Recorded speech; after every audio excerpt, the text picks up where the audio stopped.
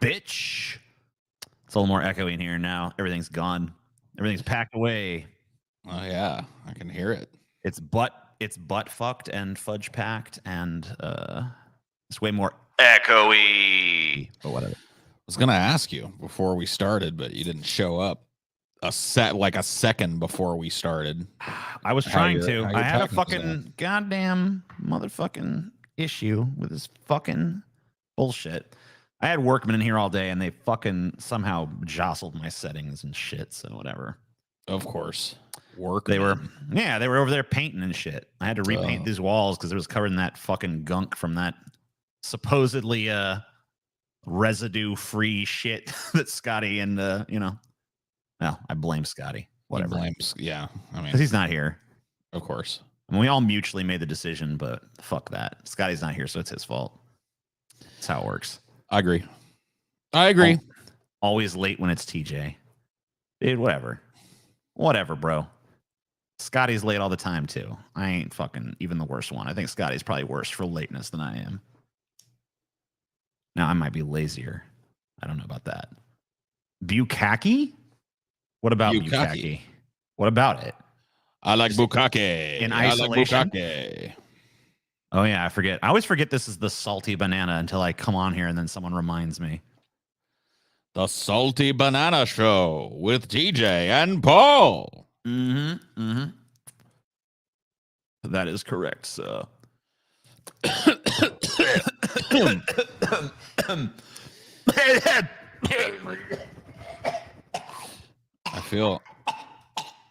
feel kind of funny when I smoke this cigarette. Yeah, it's a strange cigarette, man. Can't watch now, but love you guys. Have a great show. Oh, well, you can watch it later. It'll be up later. No worries about that. Yeah, unless we get too controversial, in which case it might get taken down. I don't know. Mine's got a little controversy in it, probably. We'll see. Yeah. You got that chick that fucked a dolphin in there, right? Of course. Yeah, you can't do an episode would this be if I didn't have the chick that fucks dolphins in here? Yeah, that's why I put her in the thumbnail. I was like, bam, dolphin fucker. Dolphin porkin' lady. Did she? Well, I guess we'll fucking cover it when we. Yeah, you're gonna have to wait to find out, TJ. I was about to ask you a question, but I'm like, I shouldn't jump the gun. I should hold let things any questions. Unfold. Hold your questions, TJ. For all shall be revealed. When's the Ben 10 episode coming out? I've actually I go through this Rolodex of ideas that I've got, and I actually considered very briefly doing a Ben 10 episode, but then I was just like, I have no frame of reference whatsoever, which might make it a funny episode. You know what I mean? Yeah, that's true. I don't know, but would you have to watch some, or would you just read Wikipedia? Well, I was thinking about that. I was like, would it be funnier if I watched a couple episodes, or would it be funnier if I covered the show for an hour and a half and having never seen it? And I think the second one is funnier, but it's harder to do. Nope. Well, we're both going for it. All right, you go ahead. You're the designated picker. If we're talking about Dolphins, I hope we're covering that crazy bastard John Lilly. Oh, well. You'll have to wait and see, buddy.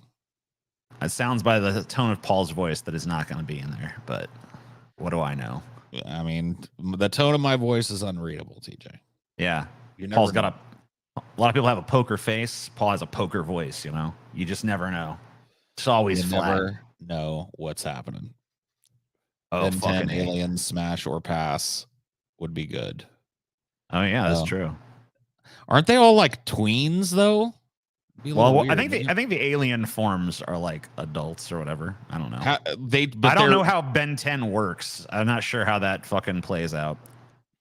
I sent TJ a document for cardboard equals DFF, which might be an interesting episode. Yeah, unsolicited. Coolman's like, hey, do cardboard equals DFF. I'm like, I didn't ask you for this, and I don't fucking want this. Get the fuck out of here. You're reading this the wrong way. How many people say do X DFF but never put in the work? Dude, if they want to put in the work for me and send me it, I'll guarantee that I'll do it, but you definitely got a better chance of me doing it than just, screaming for it in the chat. That's true. But you know what? I'll read it. We'll see. I don't know. Cardboard, though. I always wanted to do an episode on paper clips, and I guess I kind of did at one point, but kind of, sort of. I'd love to do the Ben 10 episode. Yeah, that's exactly why you won't be the one to do it, though. Oh yeah, you're definitely. If there ever is a Ben 10 episode, you're like automatically fucking totally out. You don't get to do it. Because yeah, dude, you know every little thing about Ben 10, and it would be just like there's no way that I can know every little thing about Ben 10. So I would be reading crap that I had no idea what it was I was reading. You know, that's not a good thing. That's a bad thing. Yeah. General interest, Peyton, not like your specific interest. General interest. That's the hardest thing with Peyton doing episodes and shit. Is that he fucking is always trying to like interject his like super niche interest into it. Let me do something on this thing that I already love. It's like, no. Stop. Let me throw a Ben 10 reference in there. Yeah. It's like WWE, Ben 10, and I don't know. I love how the voice we use for Peyton sounds nothing like Peyton. You know what I mean? It sounds like Peyton's soul, though. That's what Peyton's soul. I don't do impersonations of how people actually sound. I do impersonations of like the soul of the person. And this is how Peyton talks inside. EFF on the history of cyberpunk. Yeah, we'll do the episode and send it to me. You know. Yeah, you guys fucking quit telling us what to do. You know what? You guys fucking make episodes. It's the greatest idea. Greatest idea in the history of the show. Make the audience do all the work. Yeah. You guys pull the research. You can totally lie to us, too. We don't fact check you. Just fill it with misinformation. We don't give a fuck. Cover what we cover. I love you guys. What a dork. The audience equals DFF. You guys aren't interesting enough to make an episode about. Sorry. My bad. Damn.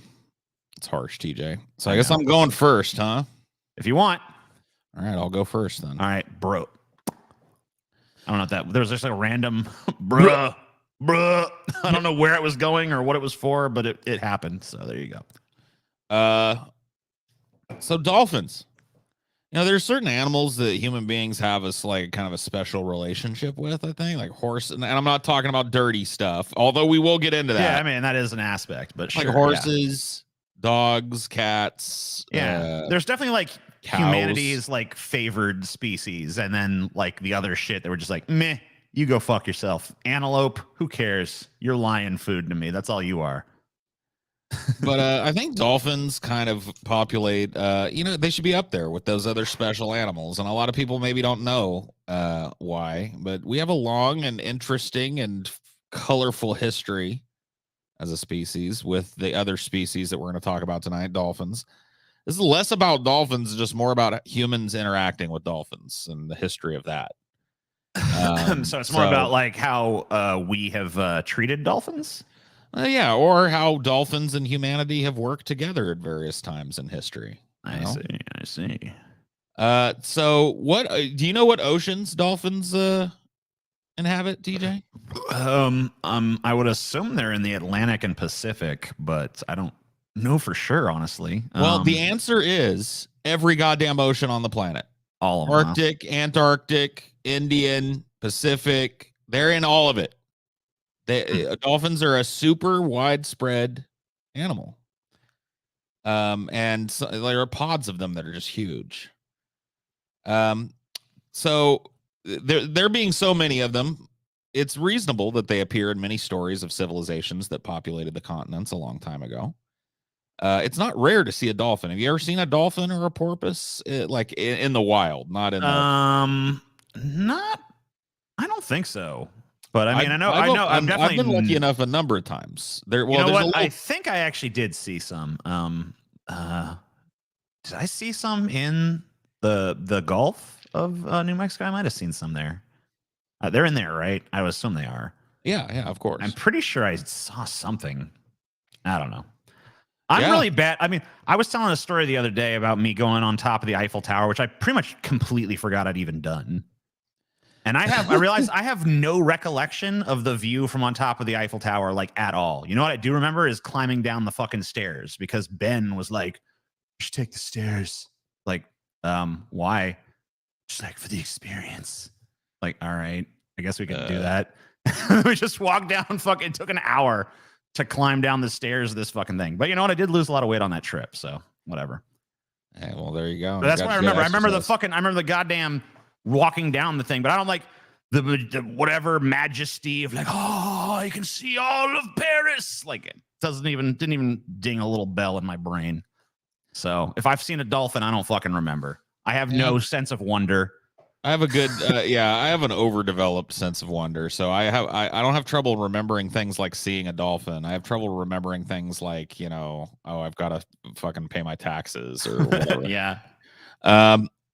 So the most famous stories from antiquity, almost all involve dolphins saving, a doomed seafarer from drowning in a squall or whatever. Yeah. And it is actually true that they do this. They've, they have been known to help people who are struggling in the water and stuff, just out of the goodness of their little dolphin hearts.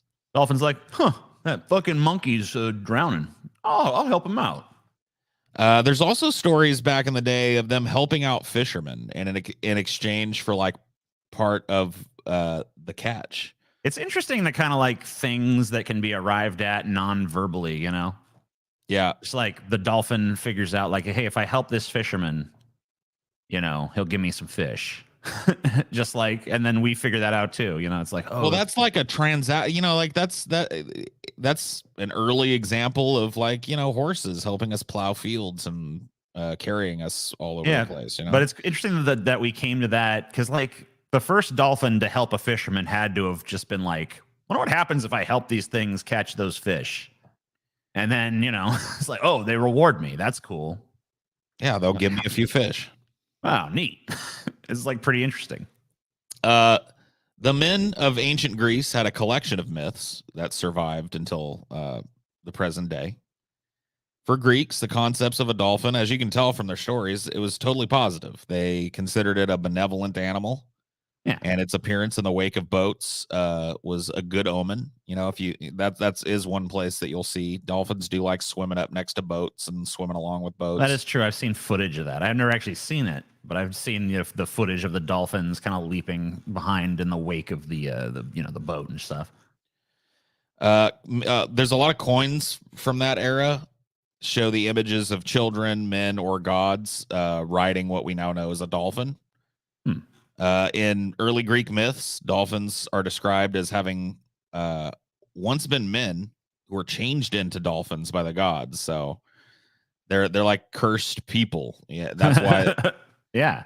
So, but it just goes to show you that this idea that dolphins are incredibly intelligent animals, like it was known by ancient people. They didn't just think, oh, it's just a weird fish. Right. I mean, they came to a transaction with these things. So, I mean, even if they do think of them as a fish, they obviously think of them as like, you're a very smart fish, Yeah. In Hindu mythology, the Ganges River dolphin is associated with Ganga, the deity of the Ganges River. So, they think that it's like a herald of Ganga or Ganga. So a lot of these, ancient civilizations and shit and tribal civilizations have like, adapted their mythologies and shit and belief systems to the dolphin because at least included it, Yeah, because they're pretty useful, I guess, as to fishermen, and they're pretty friendly. They're like way more like most wild animals you can't really strike up a fucking relationship with easily. Yeah. But apparently dolphins, they don't fucking they're not so fucking picky. they're willing to fucking play ball with us with humans and shit. Gungans. Cool, man. Gungans. It might be derived from Ganges or Ganga. Oh yeah, that's fucking true. I wonder about that. Let's see. The boto, a species of river dolphin that resides in the Amazon River, are believed to be shapeshifters or incantados who are capable of having children with human women. So already humanity is like, can I fuck these things? Yep. Like we're just so fucking perverted. The second that we realize like these things are kind of like smart like us, and then someone is like immediately like, think that they could like fuck us and stuff, and we could fuck them maybe. I don't know. You want to have some weird like fish sex, bro? Yeah.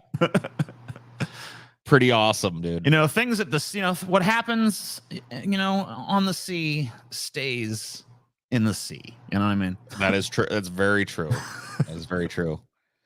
Literally true when it comes to laws sometimes. You know what I mean? Yeah, that's true. I mean, there's a reason. I mean, sailors are kind of like notorious for, you know, being kind of like cutthroats, you know? Yeah, well, and very like, you know, sexually, shall we say, yeah, promiscuous and like open-minded towards things that, you know, land dwellers might not necessarily be super like keen on, you know? Any port in a storm, man. Every pirate knows that. Let's move a little away from mythology and let's talk about where we're really going to be talking tonight, which is history. The history of our interactions with this animal as we know it. And mythology covers some of that. You know, we got to assume that because dolphins have been known to do this in modern times, that they probably helped some ancient mariners to survive shipwrecks. They probably, you know, would help fishermen chase fish into their nets and stuff like that. Yeah, I mean, I don't think it would be reported as doing that if they didn't actually do it here and there. Right. So there was a dolphin named Pelorus Jack that helped sailors through treacherous waters between the North and South Islands that make up New Zealand's Cook Strait. Because of how the islands are situated, it's one of the most treacherous waterways in the world. There's a lot of like shallow spots and hidden rocks that are underneath the water, but like almost at the, you know, it's just a very jagged seafloor in that area. So treacherous waters, basically. Treacherous waters, yes. Pretty easy to sink your ship. Pretty easy to fucking fuck yourself, right? Right. Back in the latter part of the 1880s, or so, sea captains began noticing that a dolphin would hang around the entrance of Cook Strait, also known as Pelorus Sound, which is where the dolphin's name comes from, Pelorus Jack. Later identified as a rhesus dolphin, a species of dolphin that's rare around New Zealand. The mammal would swim alongside ships as they reach the port of Cook Strait that narrows down to its most dangerous spot. The French Pass is what they call it, and this is a picture of that here. And I mean, if you're you know, 1800s and shit, you don't have radio and stuff. So if your ship sinks and you have to swim over to one of those little islands or whatever, you're probably gonna die on that island, or at least be there for a very fucking long time until another ship comes by. Could be quite a fucking minute. I don't know how heavily trafficked those waters were. I'm sure they were at least somewhat. It sounds like, but yeah. And then, you know, you never know if the other ship that comes by is going to be a friendly ship. They might be one that's like, let's fucking hold your ransom or something. There's still a lot of pirates in the waters in the 1890s. Yeah. Obviously, so it's not the golden age, but, you know. Our dolphin of the moment, Pelorus Jack, he was like, people noticed that he would swim alongside the ship. Then he would swim away sometimes, but it was at some point there was a ship called the Brindle that came through here, and they noticed him bobbing up and down in front of the ship, and then swimming off, you know, to one side or the other. And they realized at that point that he was guiding them. He wasn't just like swimming along and messing with the ship. He was like going like, "Don't come over here, come over here." You know, go around this corner. So he's actually like helping the ships come in.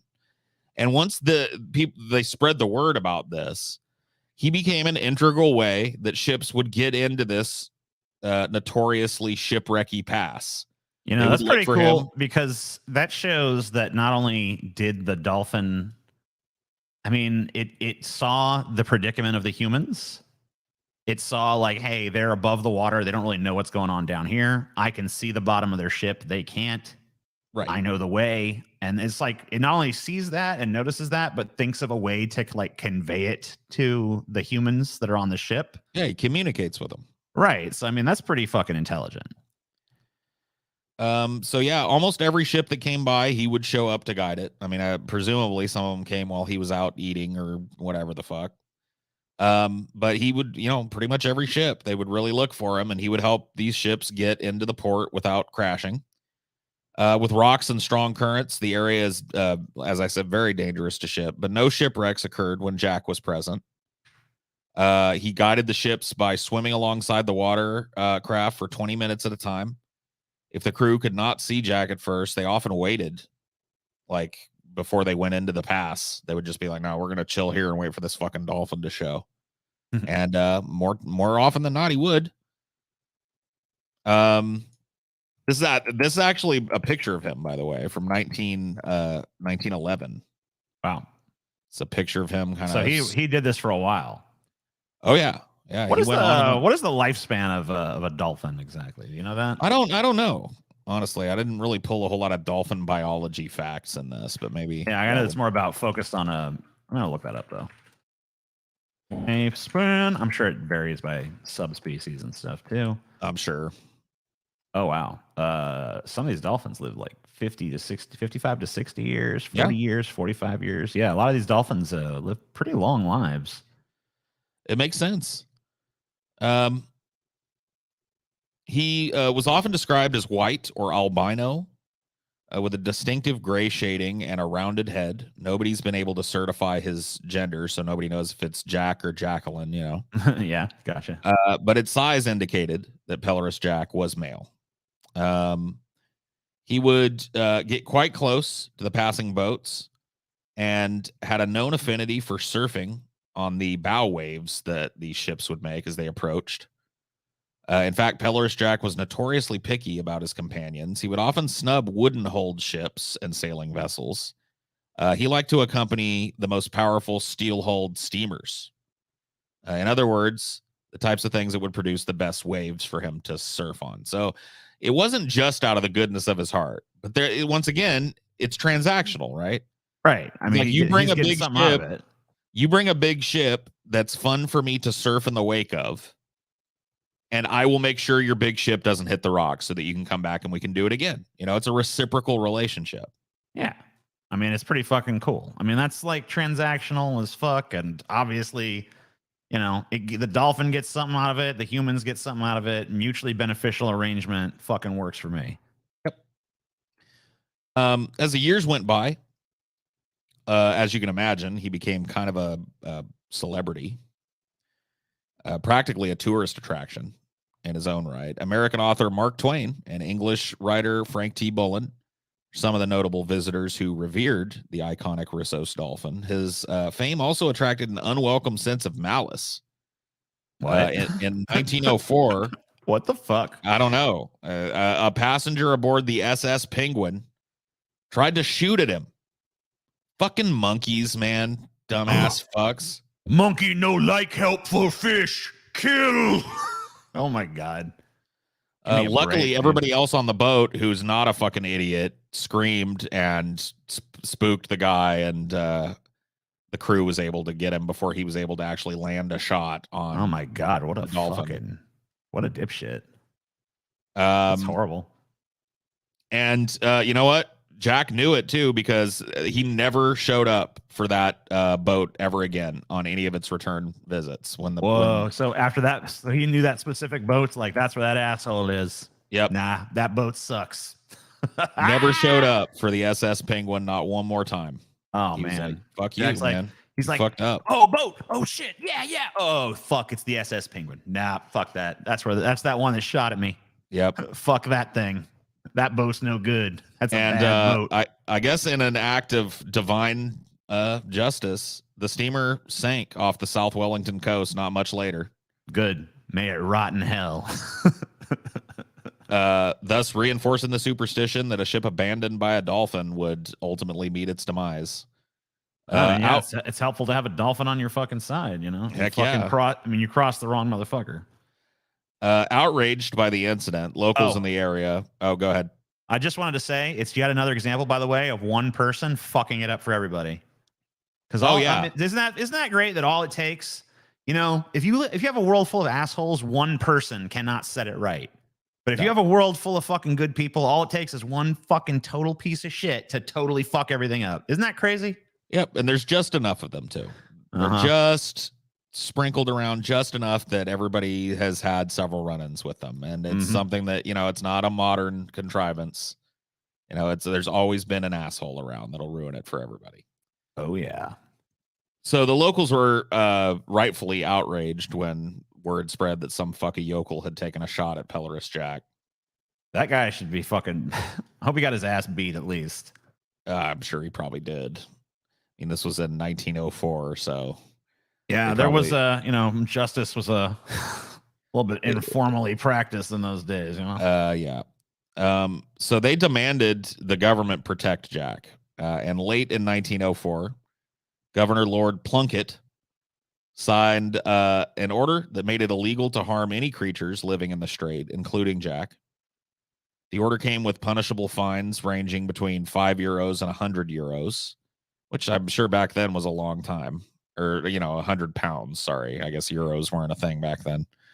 £100, and made New Zealand the first country in the world to grant legal protection to a single marine creature. So it was like landmark conservationist legislation as well. Interesting shit. I mean, it's fucking crazy that they're like, we like this specific fucking dolphin. It's not to protect all dolphins, okay?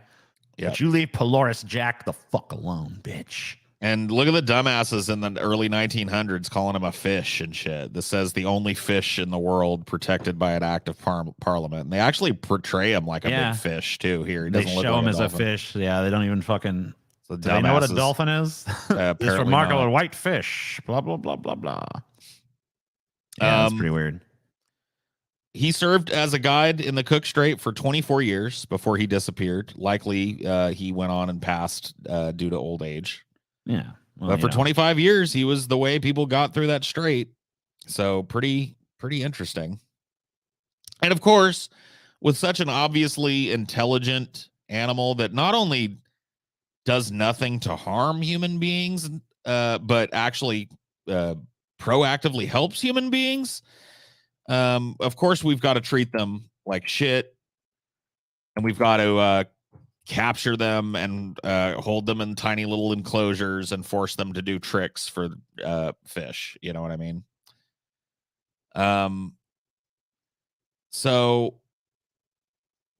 Cetaceans have been held in captivity since the 1860s. The first commercial dolphinarium was opened in 1938.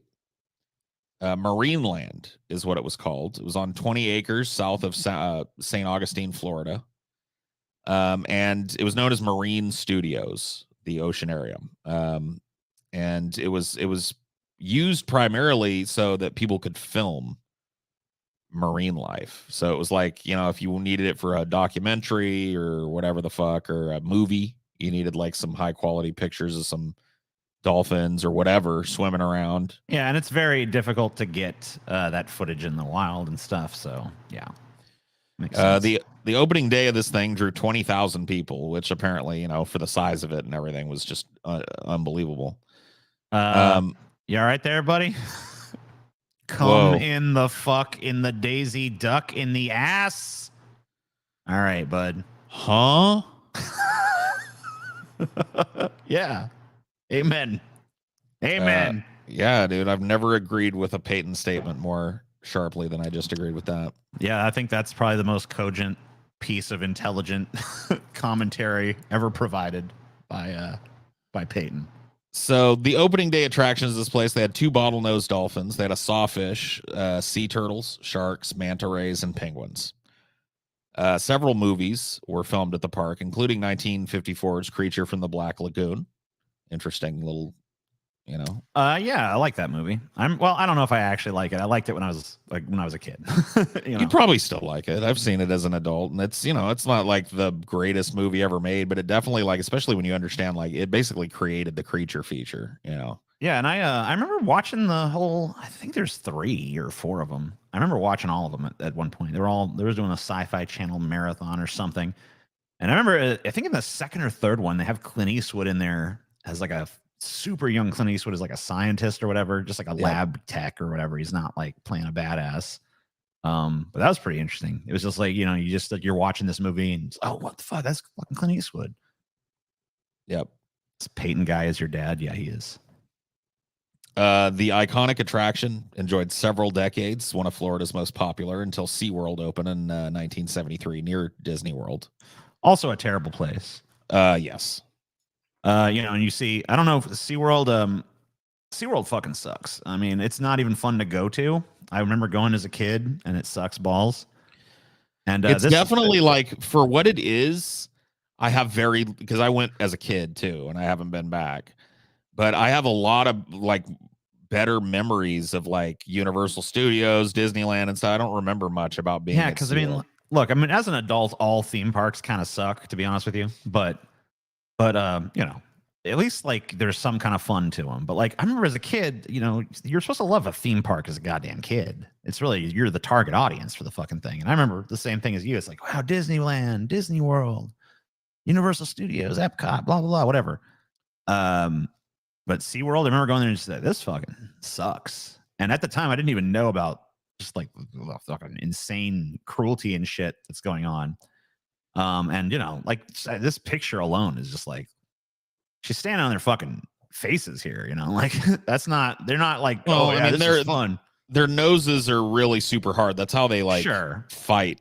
They'll run into things with those. So it's not like it's hurting them, but it's still like an indignity and shit. Right. Well, their existence is every day they got to come and do the same fucking dumb bullshit, and then they get fed, and that's that. You know what I mean? I mean, this is a creature that is meant to swim the oceans, and that's vast, huge distances, right? And they do not want to be cooped up in this. I mean, like this tank looks big to us. It's like, wow, that's so big.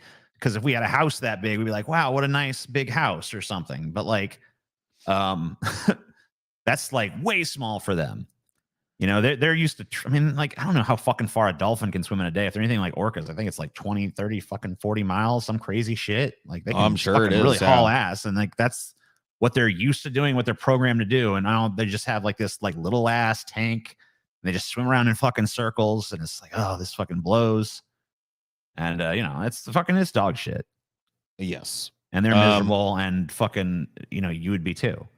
But these goofy tricks apparently just like wowed audiences at the time, and create like this one dolphin park where they would do these tricks and stuff spawned a new industry. It basically gave birth to the sea park industry, which by 1970 there were already 36 of them in the United Kingdom alone. So there, it just spread like wildfire. In the 1960s, keeping dolphins in zoos and aquariums for entertainment purposes increased in popularity after 1963's movie Flipper came out. Yeah, and then, Flipper. Yeah, and then I remember watching that. The Flipper television series came out, and that increased the popularity of these even further. I remember watching Flipper as a kid sometimes. They, Nick at Night, I think, would show it, and like Mr. Ed and shit. Those are some stupid ass fucking shows. Flipper especially was stupid because at least Mr. Ed could talk. Flipper just went, and they'd be like, "Oh, Flipper, yeah, that makes sense, buddy." It's like, what? He didn't say anything. He just went, ah. That's all he fucking did. Well, he could speak Flipper. I don't believe it. I don't buy it for a fucking second, Paul. I got a bridge to sell you, buddy. In 1966, the first dolphin was exported to Europe for purposes of being in these dolphinariums to be trained and stuff. Which is like the sign we're breeding them now. So we're not rescuing them and putting the rescues in these things. We're breeding dolphins so that they can, grow up in captivity, basically. Hey, an intelligent creature that's, capable of communicating with us. Let's enslave it. All right, cool. Good for us. Yay, humans. And these dolphinariums got huge, largely in part because there was just no like legislation protecting animals in a lot of these places, or especially not, prohibiting this type of action. So they just, they were able to, there was no real sense of animal welfare back then. What's that, Flipper? Sally fell down the well? Yep. What's that, Flipper? You want to suck my dick? You want to fuck me, Flipper? Is that what you're saying? Wow. All right, guys, I'm gonna go fuck Flipper. I don't think that's what he's saying, Mike. Oh, No, it is. I mean, look, I'll ask him again. Flipper, you want me to fuck you? See? Yeah, that's yes if I ever heard one. Yep. Flipper is just a yes man. Flipper is just an appeaser. Other dolphins are like, you're a fucking sellout, Flipper. He's like, I know. Yeah, what a bitch. Flipper's like, got it. You know what? You know who's laughing when I get all that extra mackerel at fucking feed time, bitch? Yeah, when the cod shows up, you guys will be whistling a different tune, you know? And they like to feed me extra because I'm Flipper, motherfucker. I play the game. Flipper's a fucking cynic. Just like, yeah, just fucking whatever.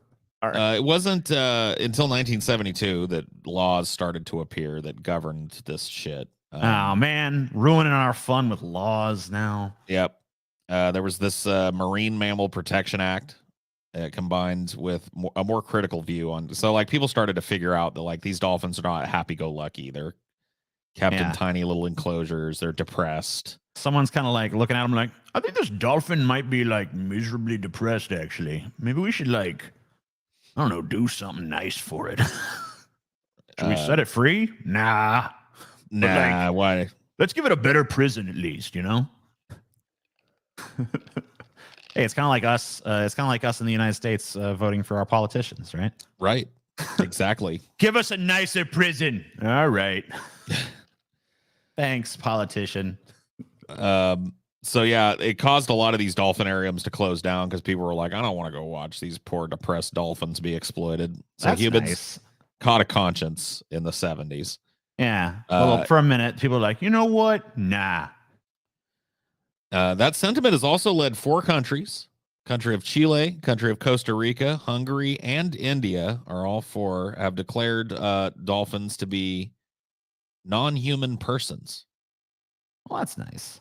They've banned their capture, their import and export for entertainment. However, around 60 dolphinariums still currently exist across Europe, of which 34 are within the EU. Japan, Mexico, and the United States are also home to some relatively large numbers of dolphinariums. So it didn't completely destroy them. There's still some people who are just, oblivious or whatever the fuck. I mean, we both got dragged there as kids, so clearly our parents were some of those people. Oh yeah, I mean, look, there's no denying it's fascinating to see the fucking dolphins and shit. Like, Chelsea was just in the chat saying a second ago, like, I loved Flipper when I was a kid. Right. Well, that's the thing is, like, you like the dolphin and shit, but in order to fucking have that moment where you go and look at the dolphin and gawk at it and shit, the dolphin's life fucking sucks. Yeah. So, that's the price you pay. And like, this is a pretty intelligent fucking creature we're talking about. I don't know how intelligent a fucking dolphin is. It's kind of hard to fucking know that. I mean, I know they've done tests on dolphins and stuff and like given them problem solving things. I know there is a point at which they reach their limit and they can't solve the puzzles. But I mean, a dolphin is a pretty fucking intelligent animal as far as I know.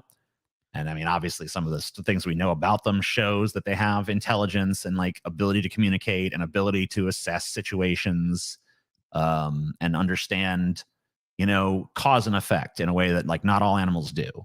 Like, well, yeah, they've got big brains. Like my cat Corn Pop's pretty intelligent cat, but he's still a fucking like only can think like 1 or maybe 2 steps ahead. Like he sees something, he's like, maybe if I do this, something will happen that I like. Maybe food will happen or something. But like he doesn't actually plan ahead. You can tell that because he'll just do stupid shit that he wouldn't do if he actually understood what the fuck was going on. But a dolphin seems to have some ability to be like to reason like 2 or 3 steps in advance. Like, yeah, if I do this, then this will happen, and that will mean this, and that's kind of like shows that they're operating on a higher level. They're fucking more close to us than most animals are in terms of their like reasoning faculties, which is like, a pretty compelling argument in my book as to why like maybe we shouldn't be enslaving them. Maybe we shouldn't be like, you're our prisoner here in this little fucking tank for no reason. And like the reason that we have them is because people want to go look at them because they are majestic and they are intelligent. But everybody who wants to go gawk at the fucking things is basically the people who are fucking them. So don't fucking do that. Don't fuck the dolphins, literally or metaphorically. Well, Leave I mean, these motherfuckers unfortunately, alone to the sea. Let them fucking swim in the ocean before it becomes too toxic for them to even survive there. All right, just let it happen. I mean, nowadays, it's not really the dolphinariums that are really driving dolphin breeding and stuff. It's science now and military like shit, as we'll see a little bit later. But yeah, researchers keep dolphins in captivity for studying their various abilities. Dolphins, with their charmingly playful personality, breathtaking acrobatic abilities, and affinity for humans, are among the most sought-after animals by people, and their unique abilities are the subjects of research by those seeking to unlock the mysteries of their intelligence, how they can communicate, like just how smart are these dolphins seems to be a question that ends in a lot of dolphin breeding. As we're talking about, there's a dark side to keeping dolphins in captivity. Because the methods used to catch wild dolphins disrupt pod populations, and the capture process is hard on any dolphin. They get pulled into the harsh air where water doesn't cushion their bodies. They can't breathe very well when you're transporting them like this. So they have trouble breathing. You got to rub their skin with lotion and constantly like douse them with water to keep them from drying out, because their skin is not meant to be ever out of the water, Yeah, except for, to like get to up jump and go, or whatever, and to breathe, because they're mammals, and right. So in these conditions, they're transported for hours, unable to move, and then they just end up in an isolated tank filled with chlorinated water instead of the open seas with their families. Around 5,000 dolphins and other cetaceans have been caught for display, research, or military use over the last 3 decades alone. So 5,000 of these poor animals are just pulled out so that we can research them or try and put them to work. Fucking sinking enemy subs, I guess. Yeah, or finding mines. Yeah. We'll learn a little bit about it. But let's talk first about, like, dolphins don't just take this shit sitting down. There have been some dolphins that they fight back. Yeah, the dolphins that are like, not everyone is a fucking collaborator like Flipper. Some dolphins are actively resisting the. Not everybody's a cuck like Flipper. That's just sold his soul a long time ago and doesn't care. No, some of these dolphins, they fight back. So they've injured tourists and trainers while in captivity. A couple of instances of this. In 2012, an infamous dolphin attack took place where a dolphin bit an 8-year-old girl at SeaWorld. I've got a video of it. Cool. Jillian had just finished feeding the dolphins at the popular Dolphin Cove attraction, where she picked up the empty paper tray to say she was done. And then a dolphin leapt out of the water, clamped its jaws on the 8-year-old's arm, and pulled her towards the pool before finally letting go. She got puncture wounds on her arm and hand as a result. So let's take a look, I guess, at the video of this. Let's make sure it's at the beginning so we don't miss anything. I'll turn this all the way up. All right, here we go. This dolphin's like, enough. Okay, James, good job, buddy. Did you touch him yet, James? Did you touch him yet, James? You gotta touch him underneath. You touch him underneath? Can I help you? Don't touch me. Mom, I'm not a fish. Whoa, whoa, whoa, whoa, whoa. Hold it out like this. I just want to film and see what your hand looks like. Why? So I can get my lawsuit money. yeah, because we're about to make $1 million, kid. Come on. You don't want to. Goods.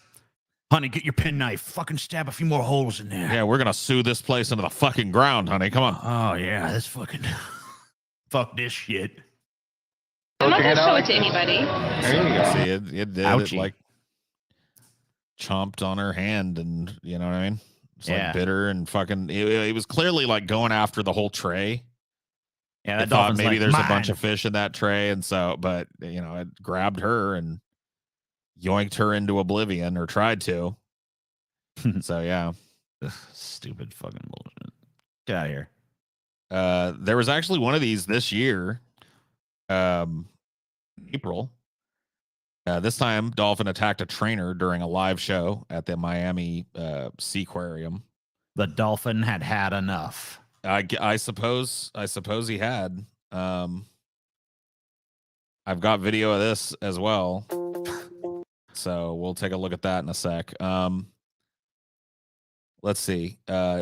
So due to the conditions in which they're kept, a 2019 report by the I guess World Animal Protection Agency found the captive animals exhibited abnormal levels of aggression, as one might expect. They're like, they're bored and they're pissed off, and they're not where they should be, and they're forced to do stupid tricks for fish all day.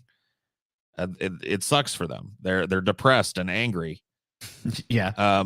So this indicates the attack at Miami Seaquarium was likely a direct result of the captivity that the animal lived in. No shit.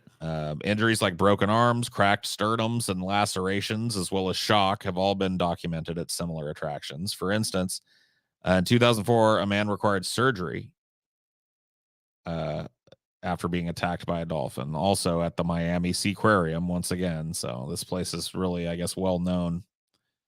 Yeah. Miami Seaquarium. Not a great place.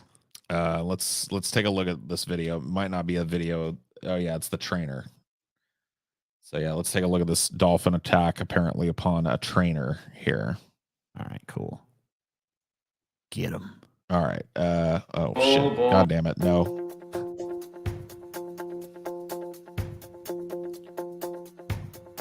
Dolphin lashed out. Damn. It's like Jaws.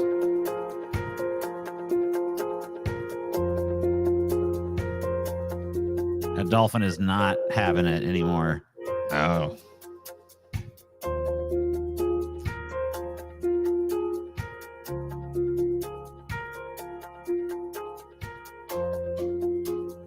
That bored ass crowd too.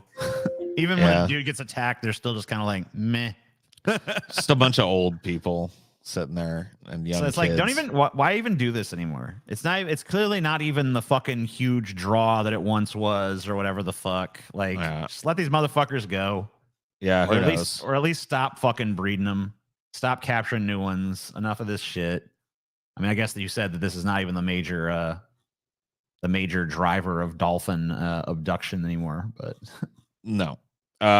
It's way more. Science and the military are who's scooping these dolphins out now and keeping them in tanks. Now it's not only in captivity that dolphins will lash out and attack. All right. Just like people, apparently there are asshole dolphins out there as well, Yeah. This is Valerie Ryan that I'm showing you here. She went swimming off the coast of County Clare, Ireland back in 2013. Right next to a place called Doolin Pier. A dolphin named Dusty by the locals arrived in Doolin about 6 years before, with hundreds of people having swum with him. So he's like a local tourist attraction. Given the impression, it's a she, sorry. She is totally tame. She even starred in an Irish tourist board ad campaign in which a girl says she would like to touch a dolphin. For reasons unknown, Dusty, a typically friendly dolphin who was known for swimming around with the locals, got a bit aggressive that day.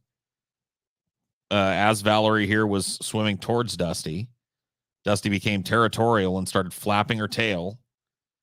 And the lady got the hint and tried to swim away. Dusty was not done. Plowed right into her with that snout, which is it could be deadly. You know what I mean? Right. Like I said, they that's fucking fuck sharks up with that. Yeah, that's how they defend themselves against other animals, is crashing into them. Luckily, a few locals were there to drag her out of the water and get her to a hospital. Otherwise, she would have just drowned. Yeah. But it collapsed one of her lungs, broke 3 of her ribs. Yeah, that dolphin was not fucking around. Yep. She had 6 spinal fractures from it. She had to take 5 months off of work to recover from it. This is a stark reminder that dolphins are wild creatures and should be treated with caution. Of course, this danger hasn't deterred other humans from using and abusing dolphins. Some dolphins are even known to gang rape other creatures. Yeah. Be it humans, seals, or other dolphins. Well, you know, dolphins are messed up. Just like humans, right? That's why we're such good friends. So let's talk about some of these fucking military dolphins. Oh, yeah. There's way more of these than I thought they were. I'd heard that, like, the military trained them as mine sniffers, and that's all I thought there was. No, there's way more. Yeah, because if you'd asked me how many dolphins were, like, being used by the military right now, I would have said, like, I don't know, like 10. But apparently it's way more than that. Yeah, well, they've captured 5,000 of them for research and shit in the last 3 decades. So it's quite a few dolphins, knowing that they can live 50, 60 some in years. captivity too, you know? Oh, yeah, for sure. Money for best host, Paul. Thank you. Thank you. Thank you. Best host. So the Navy first discovered animals' bomb-seeking utility when researchers studied Naughty, a female Pacific white-sided dolphin and the first dolphin in the Navy's marine mammal program back in 1960. Initially, the Navy intended to study dolphins' bodies and swimming styles in order to develop faster torpedoes with less drag on them. But it soon changed its focus to training dolphins in covert action, mine detection, basically. Dolphins have biological sonar that detects mines faster and better than any of our sonar can. According to a Navy Marine Mammal Program spokesperson, dolphins don't just know that they're swimming toward a piece of metal. They even know what sort of metal they're swimming towards, making them especially talented at finding underwater mines. Although most mines still contain explosives, they pose little danger to the dolphins. Mines detonate by sensing the magnetic presence of the steel-bottom ships. Right, because a fucking mine that's going to go off every time a sea creature touches it is it ain't worth much. Right, it's not a very good bomb. So they're built to react to they're magnetic, and that's what detonates them. So marine animals are unable to trigger these types of mines. Mine hunting dolphins can find mines tethered to the seafloor that are resting on the bottom or fully buried down in the sediment. The animals drop marker buoys near the mines for human divers to recover and disable them. So pretty fucking interesting. Here's another way that they've done it. Militarized dolphins were also used by the new U.S. Navy to thwart our enemies. Yeah, fuck those enemies, dude. Like how we conscripted dolphins into our fucking wars and shit. Like, nah, dolphin, you hate Russians. Yep.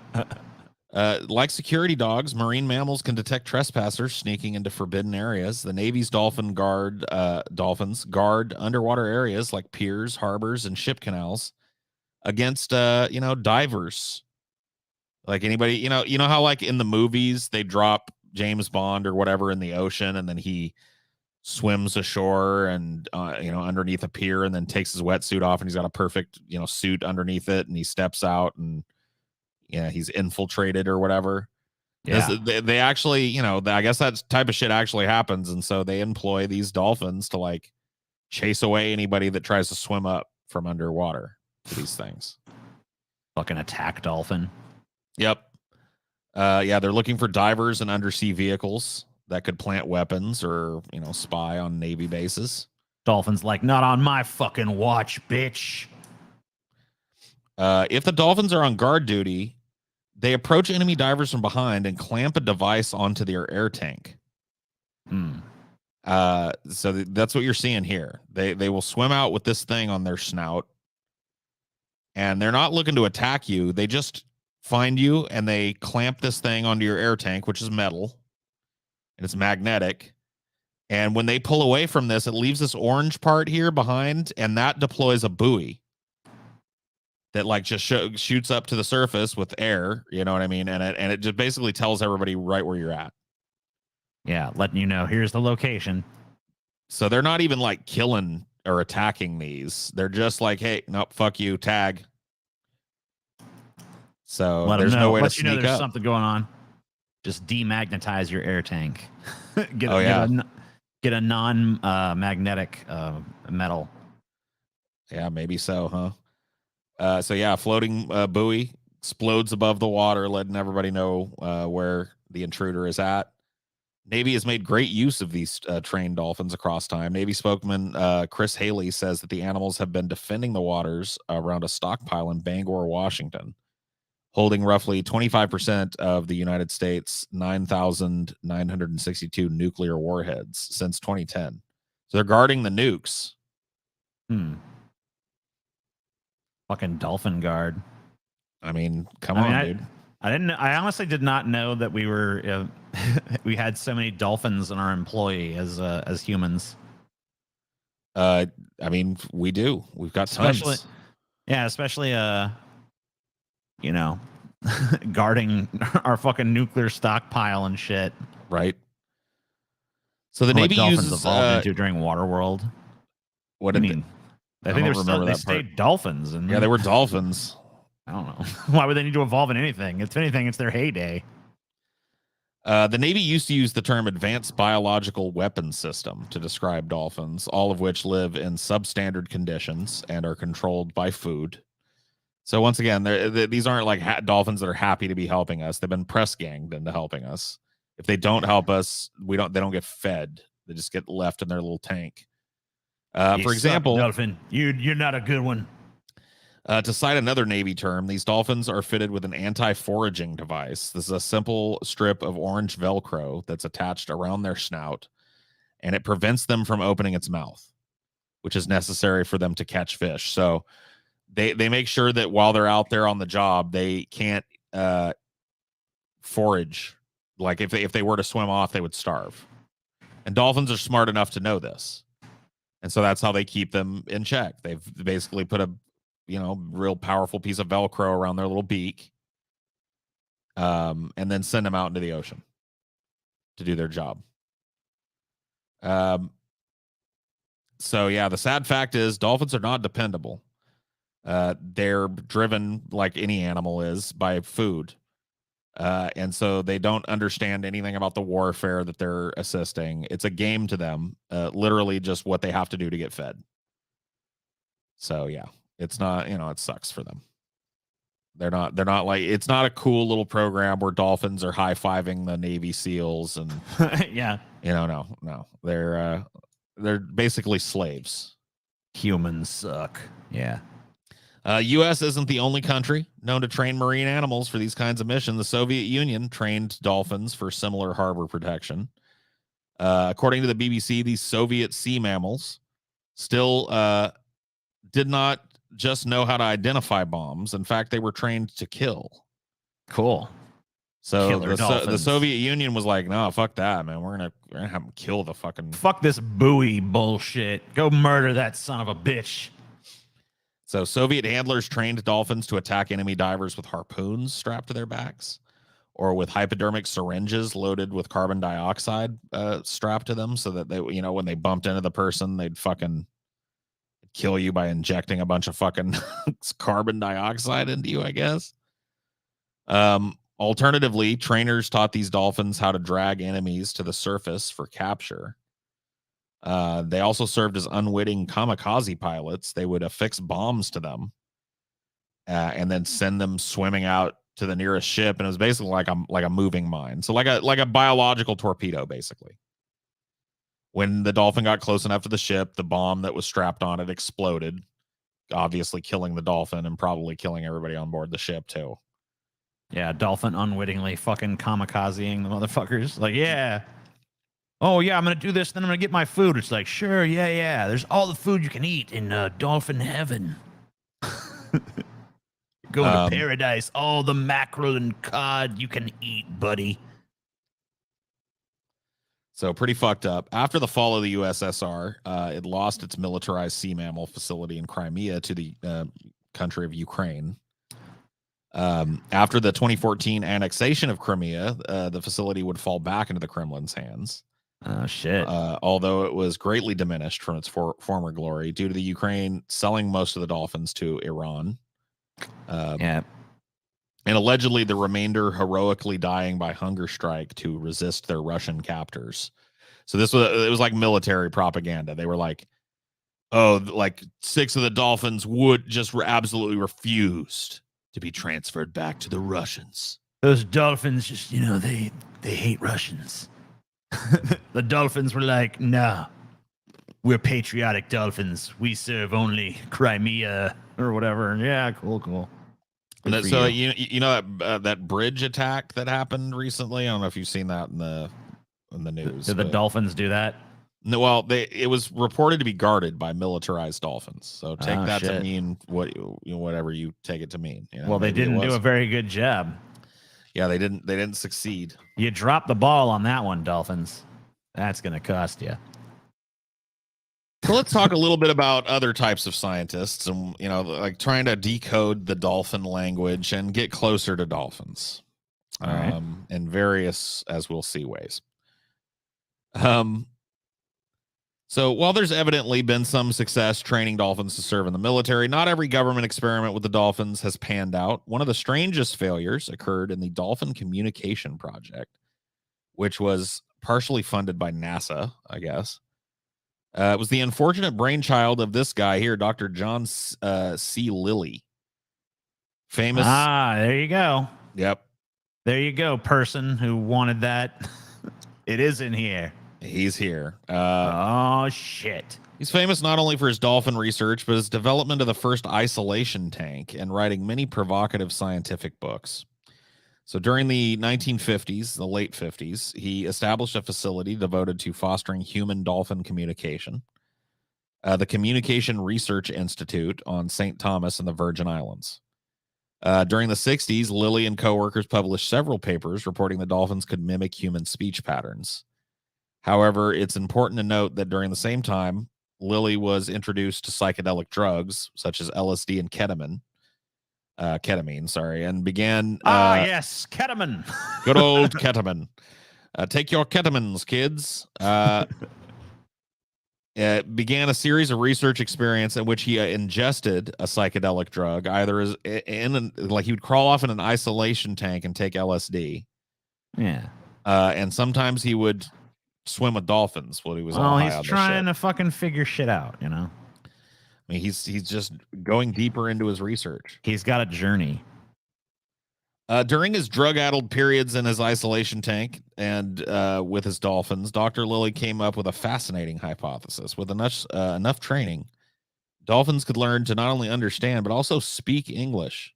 Yeah, that's not going to work.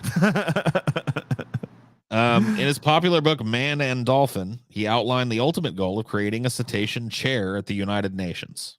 Oh, wow, yeah. He wanted there to be a dolphin, presumably in some kind of portable tank, I guess, that would meet at, and represent dolphin kind at the UN. Well, eventually the dolphins will learn to not only speak English, but walk on land, It's going to be really good. You never know. John Lilly believed that this would give marine mammals a voice in world affairs and open our eyes on topics such as science and history. I mean, it would.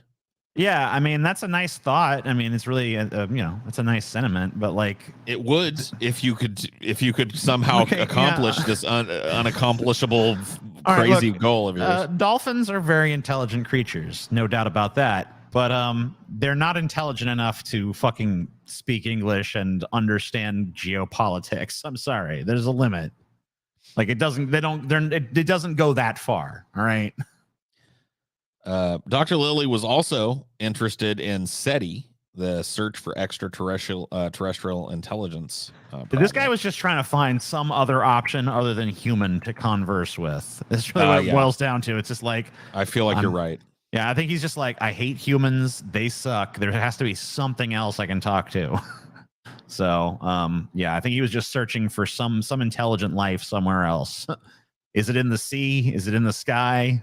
It sure as fuck ain't here. So one of the enduring problems that scientists that work with SETI deal with is how would we learn to communicate with aliens if they did show up? They're not going to show up speaking English, and they're probably not going to have some kind of quote universal translator with them or whatever the fuck. So how are we going to learn to communicate with these things? And it was during his, I guess he wrote a book called Man and Dolphin that we talked about. It was hugely popular. And astronomers who were interested in the search for extraterrestrial intelligence theorized that dolphin-human communication could provide a foundation for alien-human communication. So if we learn there's to talk to dolphins, to that, yeah, sure. We could use that as a baseline for how we figure out to communicate with an alien. Sure. Yeah. After the increased attention to Lilly's research, NASA and the Navy got on board and provided funding for his research. So he was dropping acid in an isolation tank, and the U.S. government was paying for it. So fucking kudos to him. Yeah.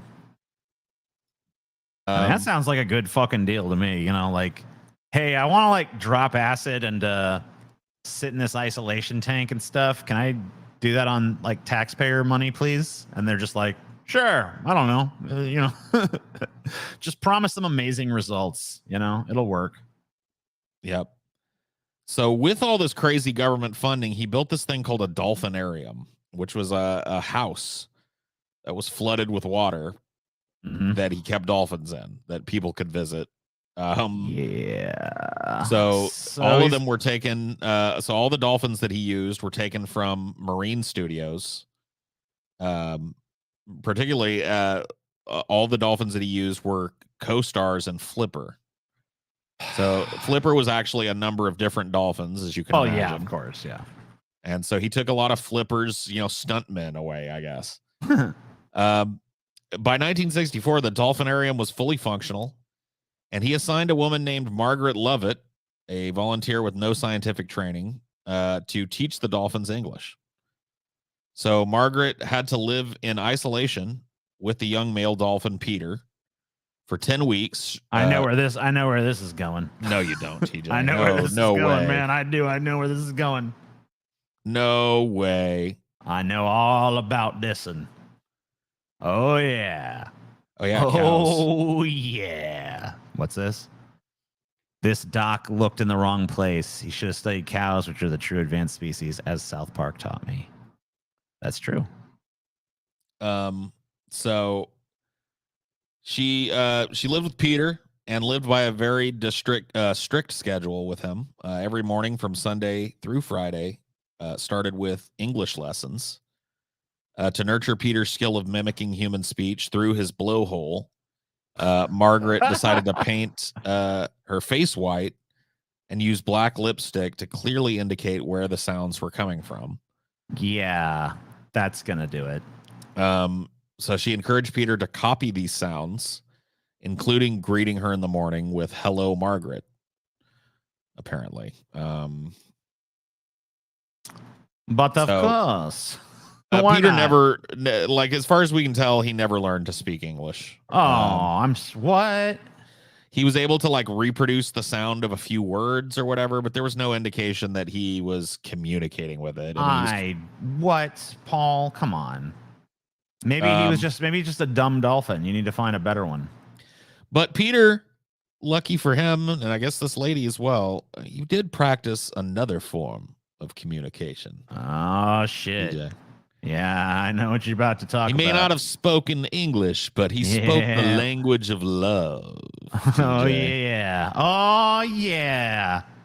That's what I'm talking about. Oh, the language of love. People fucking dolphins and dolphins fucking people. Oh, yeah. So she says about this, she said, Peter was a young guy. He was sexually coming of age, and he was a bit naughty. Yeah, he's a bit. What a description. Young guy, a bit naughty, coming of age. No, he's a dolphin, is what he is. He's a fucking dolphin. Okay, bitch. He's a bit naughty. He's a naughty boy. He's a naughty dolphin. So she said at first that she would take her Randy dolphin companion for visits with some of their female dolphins, but apparently, like, that courtship took way too much time. So she decided that she would learn how to, quote, relieve his desires herself manually. Oh, yeah. Because, she could just take care of it. You know what I mean? She's like, those female dolphins, they just don't get you the way I do. Yeah, she was jealous. I think she's just like, they don't understand you. The dolphin's just like, I don't care. I don't care I don't care who does it. I'm just a dolphin, motherfucker. She claims she did this so he would, clear his head. He get that post-nut clarity, and he would focus more on his English lessons. It was all for science.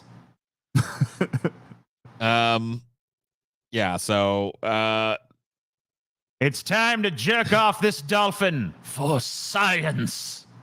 She kept an incredibly diligent journal during this experiment, where she noted Peter's advances when they happened. Mm-hmm. Here's some stuff from that journal. A new, totally unexpected sequence of events took place. Wow, I feel that we are in the midst of a new becoming, moving into a previous unknown. I stand very still, legs slightly apart, and Peter slides his mouth gently over my shin. Peter is courting me. He has the most persistent and patient. Obviously a sexy business. The mood is very gentle, still and hushed. All movements are slow. Yeah, it sounds like she was, I don't know if this is supposed to be like dolphin jizz or what. That's I think those picture. Are just. I think those are bubbles coming out of her mouth. Look at her hand. Yeah. Why is this pattern on the dolphin I think this is supposed to be dolphin jizz, bro. I think they're just trying to like imply jizz without anything just being jizz outright. I don't know, but man. I don't know, man. It's got white shit splattered all over him, and it's on her hand too. I don't know.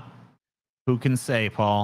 Well, I mean, I'm pretty sure it is jizz because this article's from Hustler magazine, TJ. Oh, well then, yeah, that's jizz. It's for sure. That's definitely jizz. Then. It's an article called "Interspecies Sex: Humans and Dolphins." Appeared in Hustler magazine. It dramatized the situation, reflected badly on their research. So once people heard that, like, the government was paying for a woman to fuck a dolphin, basically, they were like, why? People were like, hey, guys, we're gonna have to pull your funding because you're supposed to be teaching this dolphin English, and instead you just taught it how to. That dolphin really taught you. The dolphin taught the woman how to give it a blowjob. Basically, yeah. In its blowhole or whatever. There were other problems around the project as well, not just the dolphin fucker. Well, yeah, I mean, I think the bigger issue, honestly, I mean, I guess it depends on your moral standing and shit, but hey, the bigger issue is probably, from a taxpayer perspective and a government perspective, the fact that you cannot teach a dolphin to speak fucking English. Bro. I mean, how do you know until you try? I guess you don't, but you got to go and live with a dolphin and blow him a few times and speak English words at him and see what happens. We tried everything. We blew the dolphin. We jerked off the dolphin. Let the dolphin fuck us in the ass. Let the dolphin fuck her pussy. We just tried everything, and the dolphin still doesn't speak English, you guys. So, yeah, I guess this one's a bust. So I guess in addition to the animal research, Lilly had also been funded to research the effects of LSD on dolphins. Lilly had been general. He'd been testing the effects of the drugs on subject dolphins. Yeah, so he would, but he never had got any results from it. Since neither his communication experiments nor his LSD research were proving fruitful, funding was pulled from the dolphin area. Peter was separated from his beloved teacher and masturbator, Margaret. Yeah, I mean, that's got to suck for Peter because, like, he had a taste of the good life and stuff, and now he's just back to fucking whatever, swimming in some horrible tank somewhere. Like, ugh. The end of the story is a sad one, unfortunately. It's sadder than that. Oh, man. So after he was transferred to his new home in Miami, he fell into a deep depression. Well, he had basically no social stimulation at all in this new place. Yeah. And the building lacked sunlight. So he couldn't even see the fucking sun anymore.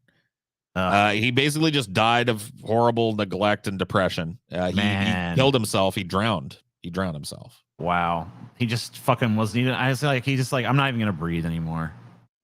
I'm no longer going to bother going to the surface to breathe. One of the things that sucks. Because, this dolphin, I mean, think about that for a second, guys. I mean, put aside the fucking bestiality aspect of this shit for a moment and just, like, appraise it from this dolphin's point of view. This dolphin is getting hand jobs on the daily whenever he wants And all he has to do is fucking watch this dumbass bitch put black lipstick on and go, "Hello, Peter. Hello." And he's just like, looks at her like, I don't know what the fuck this bitch is saying, but I guess I'll hang out until the next fucking hand job. I don't know. And that's it. That was his life, which is a pretty good fucking life. I mean, I don't know. He'd probably be better off swimming the open oceans with a bunch of other dolphins. You know what I mean? All right. Well, let me ask you this. That's a good life. Let me tell you this. Let me ask you this, though, Paul. Let me ask you this. What's a better life in your book? Getting hand jobs whenever you want, or running around in the world just being like, I'm doing what I'm meant to do biologically, which is just go. I think I take the hand jobs. I'm not a man. dolphin, so I can't answer. I mean, I'm answering as a human. I'll take the daily hand jobs. You don't want to anthropomorphize the dolphin. I don't know. Maybe I'd have to think about it. Fair enough.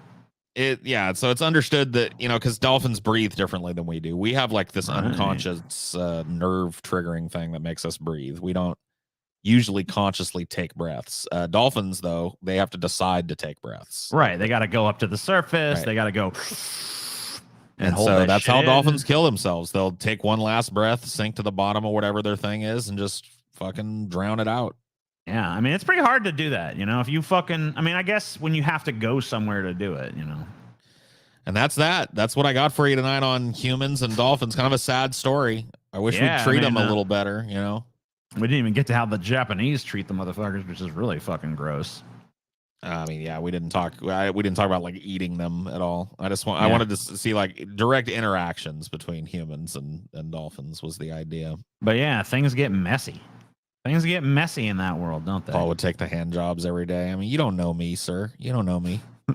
You don't know me. Dolphins get high off pufferfish. R.I.P. Peter the Legend. Yeah, like what the fuck? What a sad end to his tale. Yep. Ugh.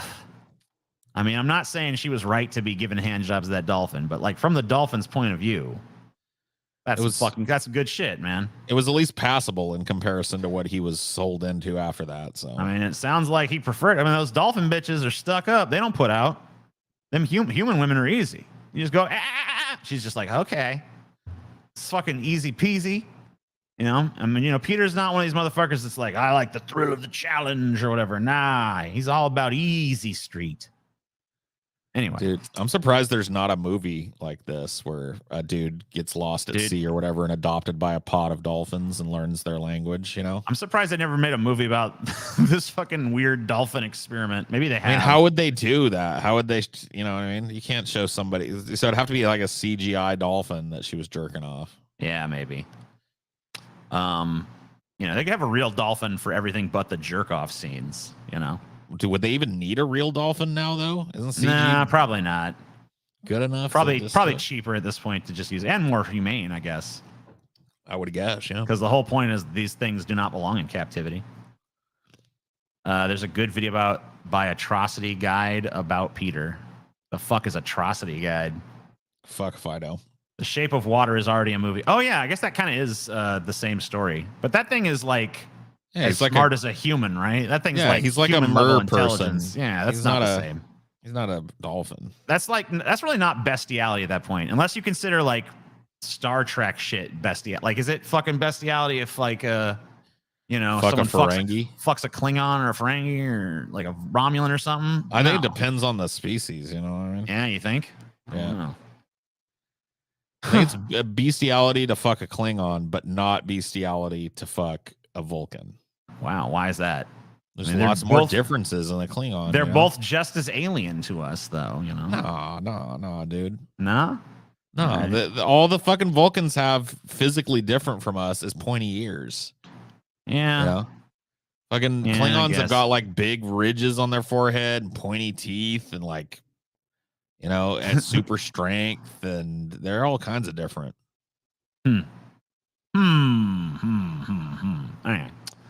All right. Let's talk about bumper stickers a little bit. Bumper stickers? Fucking bumper stickers, Paul. Bumper stickers, you say, TJ? Yeah. Yeah, Paul. Bumper stickers. Hold on. Let's share this fucking bullshit. Boom. And I am going to click the audio box, even though I don't even think I have to share any. I don't even have any audio to share, do I? So fuck that. I'm not clicking the audio box. Fuck that shit. Here we go. Here's just a brief history of the bumper sticker. We're not really here to get into the history that much. We're just here to look at people who... I don't give a fuck about bumper stickers. I want to make that clear from the offset. I know that's not a great way to begin a topic. Like, here's this topic. I'm not interested in it. You know what I mean? But here's the thing. I'm not interested in bumper stickers, but I'm interested in people who put bumper stickers on their fucking car. I'm interested in the kind of person that feels the need to convey their thoughts and opinions and feelings and like sense of humor to you while you're behind them in traffic. And by the way, as you see here, it's at the end of this little timeline, but I'll fucking put it first because why the fuck not? Dessert before dinner.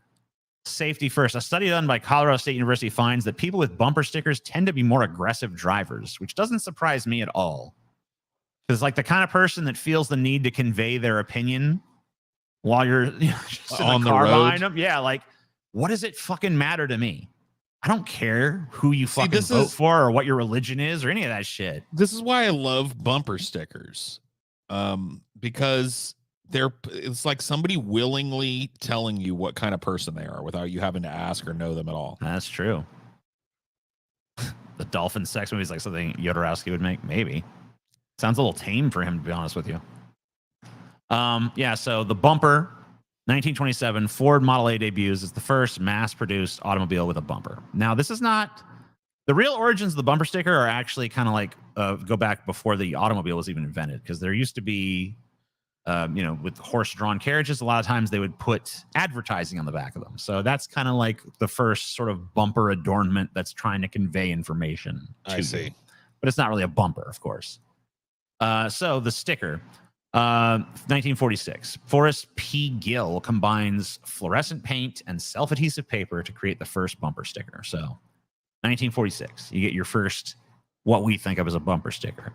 1952, bumper stickers used during the presidential race between Dwight Eisenhower and Adlai Stevenson. Letting people know, I like Ike, right? 1984, Baby on Board debuts. By the way, people, if you see someone with who has one of these on their car, they always drive like a total fucking entitled prick. You know who else does too? People that have those family stickers where it's like a little stick figure for every member of their family. There's like a mommy sticker and a daddy sticker, and then there's like 4 baby stickers. Those people drive like holy fucking bats out of hell. I give them a wide berth. Yeah, you see Baby on Board? These people... They basically, I don't even know if they have babies most of the time. I think a lot of them just have that so that you fucking avoid them or something. Yeah. But they drive like psychos. So if there's a baby on board, they don't give a fuck about it. Freedom of speech, 1991, Georgia versus state. In Georgia Supreme Court rules that bumper stickers are protected by the First Amendment. Don't know why that was even a question, but apparently it was. So there you go. So if you have a fucking no matter what opinion you have on the back of your car, that is a legal right. You have a legal right. It doesn't even have to be an opinion. Like whatever you want to express. You just put the word cunt on the back of your car and nobody, Yeah. Now that doesn't mean you're not going to get pulled over every fucking 10 miles in the South, especially, but sure. I don't know what the bumper sticker in the Georgia versus the state. I don't know what that bumper sticker read or what it depicted, but apparently a whole ass Supreme Court, not national Supreme Court, just Georgia Supreme Court. But that's the highest court that's made a ruling on it, so whatever. I guess they didn't feel like bumper sticker wisdom needed to go all the way to the U.S. Supreme Court. I see. But it's always been fascinating to me. Now, I'm not only going to talk about these people who have this insane amount of bumper stickers, but every once in a while you will see one of these motherfuckers out in the wild, Oh yeah. People, I mean, it's not just bumper stickers. They'll paint things on the side of their car. I think I started seeing a lot more of them during the Trump years, Yeah, I mean, things did get amped up in America at that point, for sure. But I did spend the Trump years in the South too, so of course you're gonna see more of them, but so this guy is a more left-wing kind of guy. This guy's, I mean, he's out of control with it, though. He can't he's gone nuts. you can't like nobody. You're only getting like 2 or 3 of these off as people pass you. You know, Yeah. There's no way that people could see all these. I don't know. Yeah, I don't know who is. Yeah, I mean, you have like basically like your car is a work of literature at this point. You know, and this seems to be more of a left-leaning sort of guy, which usually I feel like when I see one of these cars that's just decked out like this, it's usually more of like conservatives that do this, but this is a more left-leaning one. Yeah, this is a Maddow viewer, you know? Yeah, this is a dude. I mean, this is clearly from like the Bush years and shit, because you see some like anti-Bush shit on it. And by the way, yeah, you know a lot of these people today who say he's not my president. Here's a dude saying it about Bush back in the Iraq War days. I think that's what we're talking about. So you know he's got all kinds of shit. Peace begins when the hungry are fed. Suicide. I like that one right there in the corner. Fuck me, I'm fat. Yeah, fuck me, I'm fat. See, I read that as fuck me, not fuck Yeah. me. Fuck me. Fuck me, I'm fat. Don't do it. U.S. out of Iraq. Honk if you love musicals. Which, what are the odds that they're going to see that one, you know? Who knows? How many Iraqi children did we kill today? There is no struggle. There is no... I mean, these ones you couldn't even possibly see in traffic. They're like literally free Leonard Peltier.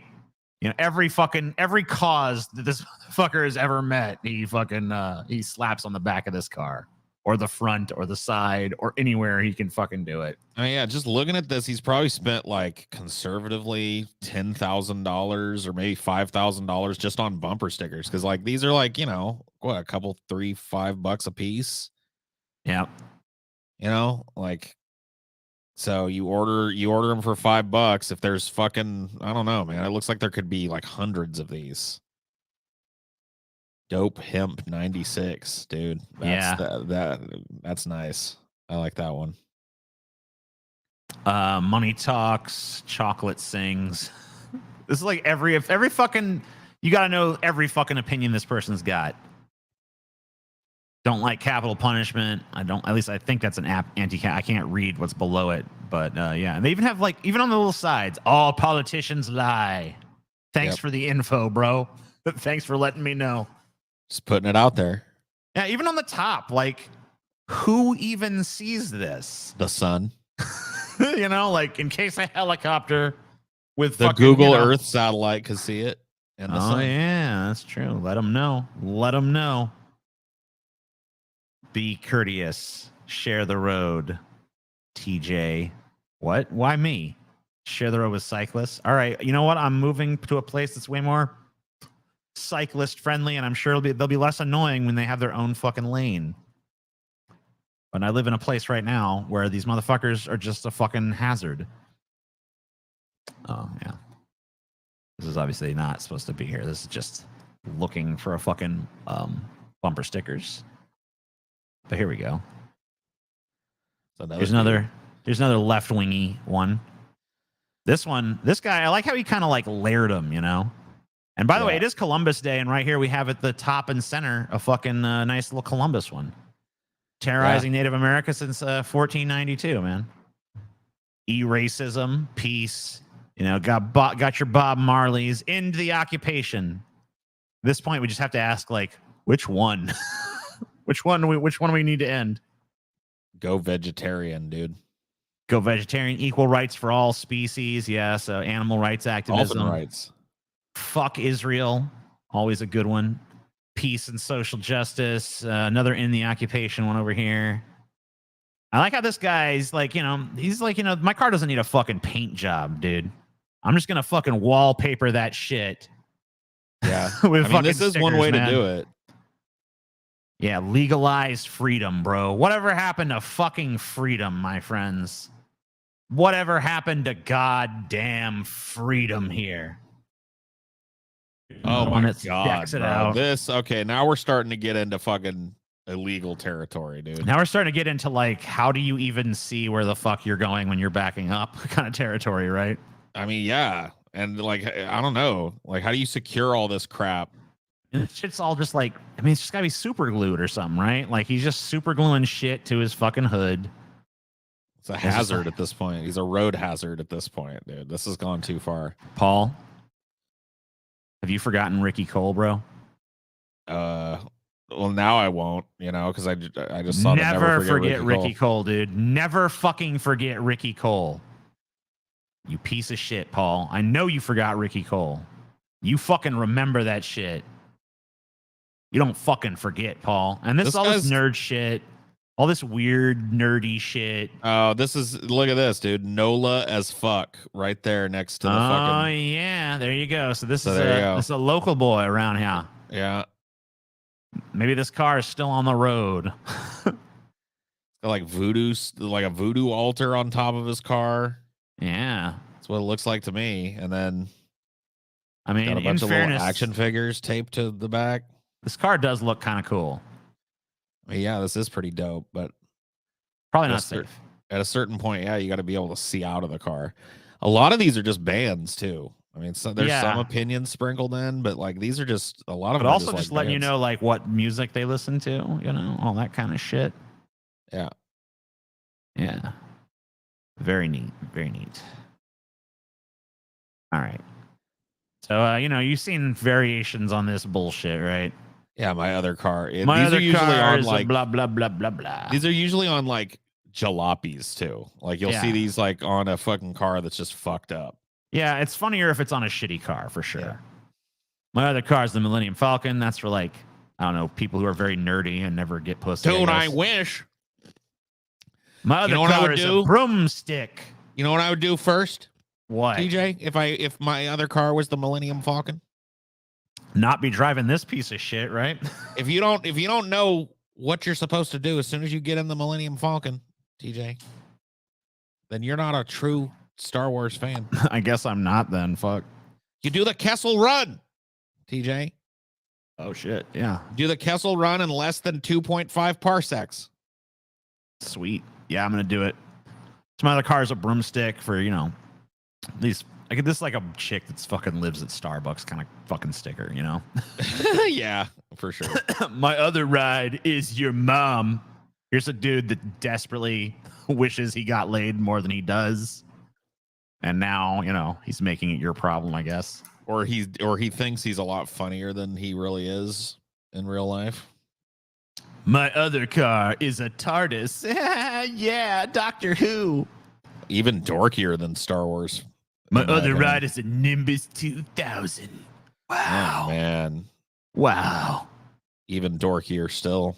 My other ride is a hearse. All right, now this is one that I actually like. Well, of course. I mean, of course you do, because you're edgy as fuck. This is something that like Rob Zombie would slap. Well, his car is a hearse, so yeah. Dude, I saw the hearse. This is my favorite. This is my favorite one though. My other car is a piece of shit too. Yeah, that would. I mean, it's just the truth. So beautiful. You ever seen Zombie's hearse? No. No. I saw it once, and I saw it in Phoenix, Arizona, at a club.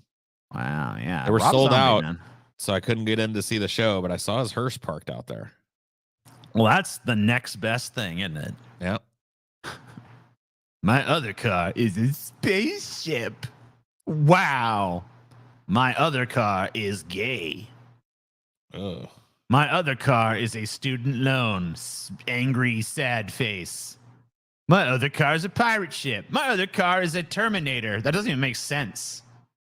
How'd your car be a fucking... that doesn't even fucking... What? That doesn't make sense at all. My other car is a unicorn. My other car is a horse. It's a bike. It's rocket powered. It's the Batmobile. It's the Doom Buggy. It's the fucking Pinchin novel. Whatever. Yep. Yoshi. It's every fucking thing. Whatever you're a fan of in the world or whatever the fuck, your other car can be that. What if you had to put one of these on your car? Which one would you put? My other car isn't even a car. It's an invisible hydrogen-fueled laser-guided jetpack with plasma cannons. Wow. Try to even read that in traffic, bro. My other car is a sticker on the back of this car. That's great. Of these, I mean, I want to do the piece of shit too, but my car really isn't that much of a piece of shit. So I'd have to do the hearse because I mean that's the edgy one, right? That's the edgy answer. Good. That's the edgy answer. I got to go with that one, right? I guess I guess so. Either that or I do the your mom one. because I'll be that guy, I guess. Yeah. I'm going to do the Nimbus 2000 personally. Yeah. My other car is a Nimbus 2000. The cool thing about that one is that, you could, people be like, wow, Harry Potter. And you could be like, yeah, that shit fucking sucks, bitch. Yeah, I hate that shit, man. Yeah, I only have this sticker to attract nerds so I can fucking mock them, bro. I put it on there as like a fucking, like a mockery, not as a celebration. You know what I mean? Yeah, I'm mocking you. I hate you. Nimbus. Guy with some opinions for you. Oh shit! He's got a whole ass. Is this one of those? Is this one of those fucking Bible ones? Yeah, this is one of them Bible ones. Yeah, these Bible thumper ones. They get pretty fucking real too. Yeah, they get real preachy, right? I mean, they got fucking whole ass verses on theirs. It's like, and it looks like you can't even see the whole verse. They like cut it off before they got to it, and it seems like there's more space up here, so they should have like cut it up there, but instead they just figured, fuck it. Do you not know that the unrighteous will not inherit the kingdom of God? Do not be deceived. Neither fornicators, nor idolaters, nor adulterers, nor effeminate, nor homosexuals, nor thieves, nor the covetous, nor drunkards, nor revilers, nor swindlers will inherit the kingdom of God. So pretty much no one's going. No one's getting in. I feel like this one's particularly egregious too because they're adding a bunch of shit. They added effeminate and homosexuals in there. So it's just like, I just changed the Bible to read what I think it ought to read. What the Bible meant to say was also effeminate men and homosexuals. There is no once saved, always saved. Follow me, repent or perish. The Bible says God will spit lukewarm Christians out of his mouth. Eternal security has sent more to hell than the Jehovah's Witnesses and Mormons combined. Oh, yeah. A prayer for everyone. God be merciful to me, a sinner. Eternal security is a false gospel and a counterfeit grace. What is this eternal security shit? Do you know what that means? What does that mean? Fuck if I know, bro. Repent now. Wait, does this repent now, live for Jesus? Or is it now repent, live for Jesus? Or is it repent now, live for Jesus? There's so many ways you can read that. The Bible says all liars have their place in the lake of fire. Wow, Jeez. Cool. Dude, this is a car that if like I was going out to get a bite to eat somewhere, I had plans, and this car turned into the parking lot of the place I was driving to. My plans just changed. You know what I mean? Yeah, especially if it's like a indoor place. Like if you were going to like a Waffle House or something, like let's go in a Waffle House. And the only car is that one. You'd be like, let's come back later. What? Is Applebee's open? Let's go do some Applebee's, man. It's gotta be happy hour somewhere. Let's fucking know. No way. Does anyone know what eternal security is? What is he talking about with this eternal security? Because I see it a few places. It's here. It's here. It's here. It's like 3 places I see this eternal security. Eternal security is a fat lie. Eternal security is sent people to hell. Eternal security is counterfeit grace. It's one of these things, from what I'm looking at here, it's one of these like doctrinal things that different sects of Christianity disagree on. So this is like their little sticking point. Like, you motherfuckers that believe in this eternal security are a bunch of fucking hellbound pieces of shit. Right. So some of them believe that when you give yourself to Jesus, that you're brought into a covenant and a relationship with God that guarantees your eternal security. And then there's other ones that believe like, no, that's because that's okay. So that's what they mean when so this is elaborating on it. This like, there is no once saved, always saved. Okay. So basically it's like the difference between the Christians who believe that once you're saved, that's it. You're just saved. And the Christians who believe that just because you're saved doesn't mean you're like eternally saved. You could fucking easily stray from the path and be unsaved tomorrow or whatever. Right. So it's like it's basically a Catholic thing from what I can tell. So Catholics believe in eternal security and evangelicals don't. So there you go. This is the car, the average DFF subredditor. Yeah, I love it. Pick a fucking lane, you cunt. It doesn't say you, but Pika fucking lane, cunt. I wish there was like a a comma there to know that you're calling them a cunt. Because it just looks like Pika fucking lane, cunt. Dude, the ultimate move is to get this bumper sticker and then drive all over the median in both lanes. You know what I mean? Yeah, that's great. Flex on them. Just let them know, like, fuck you. I mean, it's cute. This is a cute sticker. You know, I like it's a Pikachu, but it's like, it's profane, you know? I got to be honest. I'm usually pretty, like, turned off when because these are very popular. Not this particularly, but like Pokemons. There's a lot of people pretty much everywhere that have Pokemons on their car. Yeah. And I usually judge those people pretty harshly, but this one, this one's funny. You know, well, first of all, it is funny. Second of all, they chose the normie Pokemon that I can relate enough to that I'm like, oh yeah, Pikachu. Right. Okay.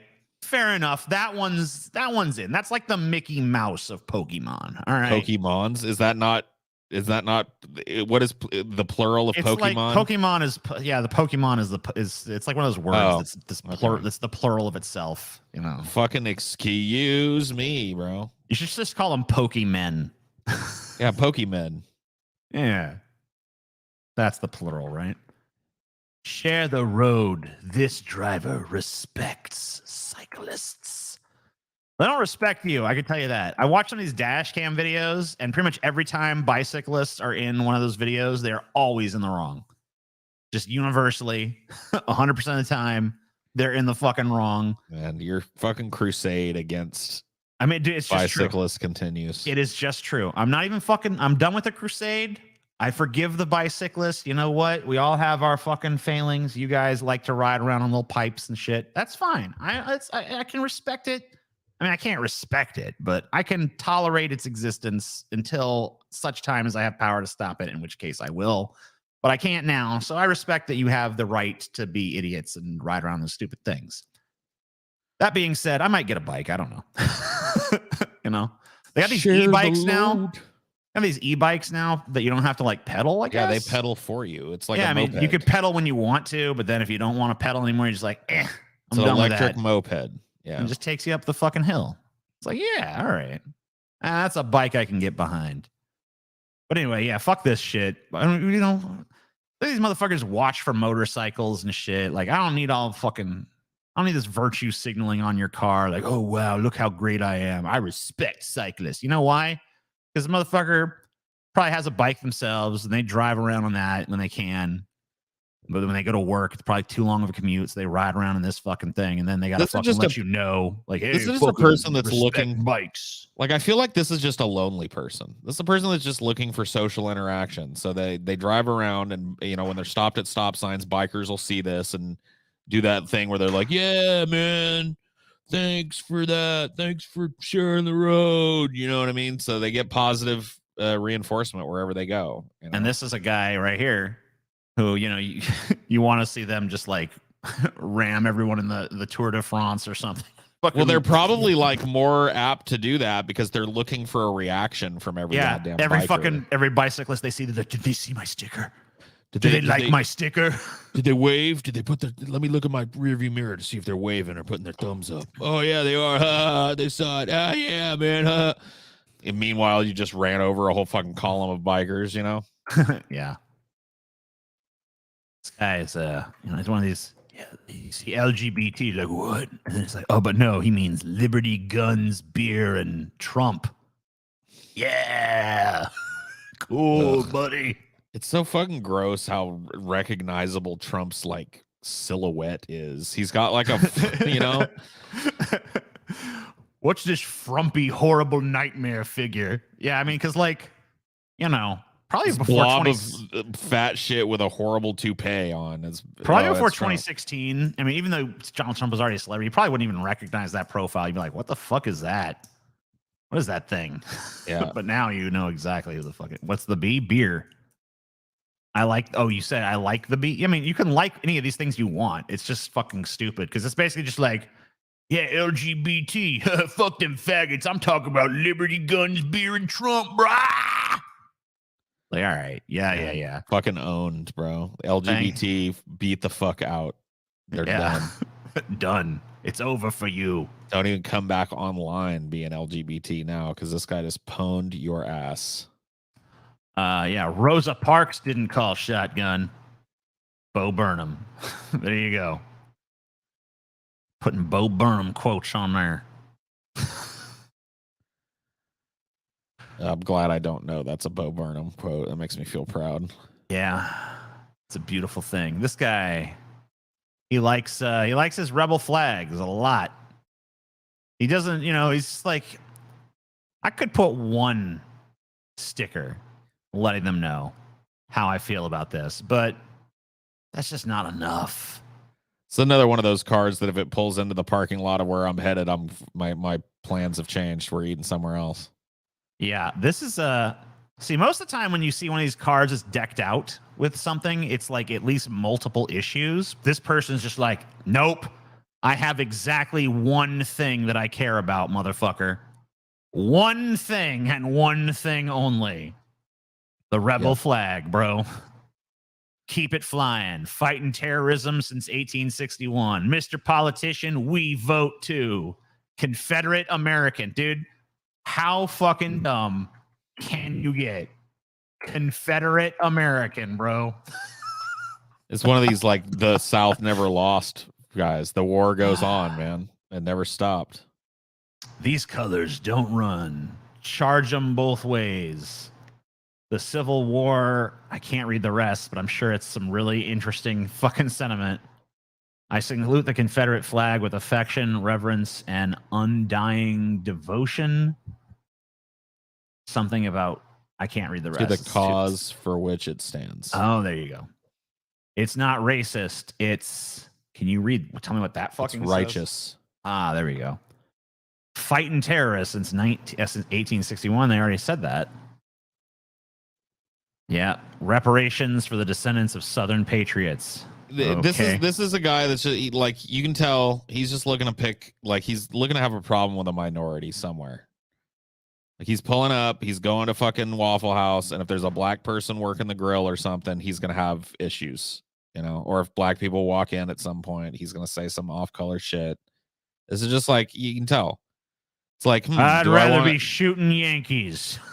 Then go do it, you fucking pussy. Stick to your guns, boys. We're gonna rise again.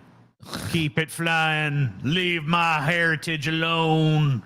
It's people like talk the big game, but you know what I mean? Like, I got no respect for them because they're like rebels they're literally rebels without a cause, man. They like to picture themselves as rebels, but all they do is fucking supplicate themselves to the standards that now exist, Like, I guarantee you this guy fucking, like, look, you can tell he pays his fucking car registration to the Yankee politicians what run his fucking area and blah, blah. He got the real fucking courage of his convictions. He just likes the aesthetic of a fucking rebel flag or whatever. His daddy loved the fucking Confederacy. I just find it so funny that of all the stuff, like, there's all the opinions to have, just like, make this one just the absolute center of your fucking personality. Fun fact, that's not the actual Confederate flag. It's a battle flag because Lost Causers can't even get that right. Yeah, well, whatever their actual flag is was certainly not as iconic, so this is the one. This one's a sexy one. If you're going to ride my ass, at least pull my hair. It's one of those ones you can only read if you're close up. Which, I don't know, like, should you be signaling sexual shit to the person that's like driving too close? Isn't that the last person you want to make advances towards? I'm sure it's gotten some people fucking hunted down and killed before. I can almost guarantee you that at some point somebody had like a bumper sticker like this and the wrong fucking person pulled up behind them, followed them into the fucking rest area, chip chop. You know what I mean? I know it has to at least have happened once. At least one time. The only path forward is resistance. End the Biden regime. A mother's place is in the revolution. I love Jesus. Teachers for freedom and anonymous mask. And yeah, the fucking Guy Fawkes mask and I'm sorry, Truckers for Freedom, not Teachers for Freedom. Of course, it's not Teachers for Freedom. Don't Tread on Me. Yeah. Yeah, I feel like this one is strange. A very, very crudely drawn little American flag there. Of course. Yeah, this person seems ideologically confused to me. I don't see a whole lot of connection between a lot of these, but I do see some. I mean, like, yeah, Truckers for Freedom and Don't Tread on. They love that Gadsden flag. But what is she talking? What revolution is she about? Because you see this Mother's Place in the revolution, and then you see the Guy Fawkes mask down here, who like blew up Parliament or whatever. So maybe she's one of these like QAnoners that are looking for the coming storm or whatever the fuck. Yeah, I guess so. Boogaloo Boy or whatever the fuck. I don't know. I'm very confused by it. I don't know. I think it's just like this. I think she's one of these like conservatism is the new punk rock type of motherfuckers. That's like, we're the ones who are rebels now. What's punk now is having a wife and kids and having a traditional family unit. That's what's punk. Like, no, it's not. That will never be punk. You're a fucking moron. Go away. You fucking suck balls. If only we got to decide such a thing. Yeah, and also, like, I don't know why are we trying to figure out what to believe in based on what is or isn't punk in the first place? Because, like, that's really dumb. Yeah. Life, liberty, and the pursuit of femboys. It's another one of those ones, just advertisers throwing it out there. Just letting you know, if you're like a femboy or something, I'm down. Follow me to the next truck stop. I mean, what? Come on, femboys. I mean, you laugh now, but that fucking bumper sticker's gotten me a lot of fucking femboy bussy. All right. I've got to imagine that the opposite is true. Like, I'm not a femboy, but I gotta imagine if you're a straight out femboy and you pull up behind this dude, you'd be like, oh shit, I'm scared, I'm leaving. You're gonna be like, yeah, no, thank you. You know what I mean? This is a little much for me, but maybe I'm wrong. The equivalent would be like if I pulled into a spot and it said like, like, do we got any femboys in the audience that can conclusively answer this to me? Would this get your bussy dripping, or would this get you scared and have you fucking head in the other direction? Or maybe a little bit of each. I don't know. Oh yeah. Yeah. I doubt they want to fuck. I mean, it sounds like we might have a femboy or two in the audience. Maybe they'll let us know. Maybe. I don't know. I'm interested about the femboy opinion on this. Yeah, let us know, femboys. You like to be scaroused? I'm adding that to my lexicon. Full show. Yeah. Legalize cannibalism. I agree. My dog is a socialist. Both good. Both good sentiments, I feel like. I don't know. I think we found Kuhlman's car. Oh, shit. I'm assuming you mean the previous one. Yeah. I've never heard Kuhlman advocate for the legalization of cannibalism. I ain't a femboy, but okay. Well, I mean, the fucking last one is not femboys. The last one is a dude that wants to fuck femboys, I'm assuming. Here's another one. This guy, he's got some opinions. This guy basically like never met a meme that he didn't want to put on the back of his fucking Jeep or whatever. Never met like a right-wing meme. Right. He didn't want to put. So let's just go through this one by one. Because every one of these was some kind of like stupid meme at one point, right? Super straight. They tried to make that a meme to mean like, oh yeah, I'm like whatever. that was like their anti-trans thing. Right. Antifa, boo.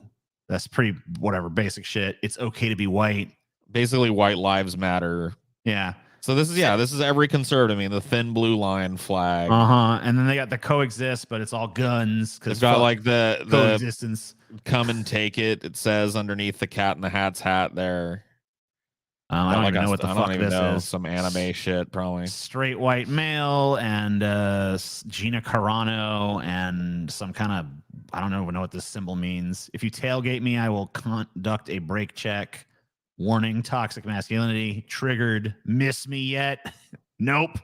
Show don't. No, not at and all. then like the skunk raping the cat that he thinks is a skunk. And Pepe and the little fucking white power meme thing and the anti-equality sign, just like bleh. And then No Ma'am from I think Married with Children, Al Bundy's fucking woman hating group or whatever. Yeah. Yeah, you know, pretty cool stuff. I don't know.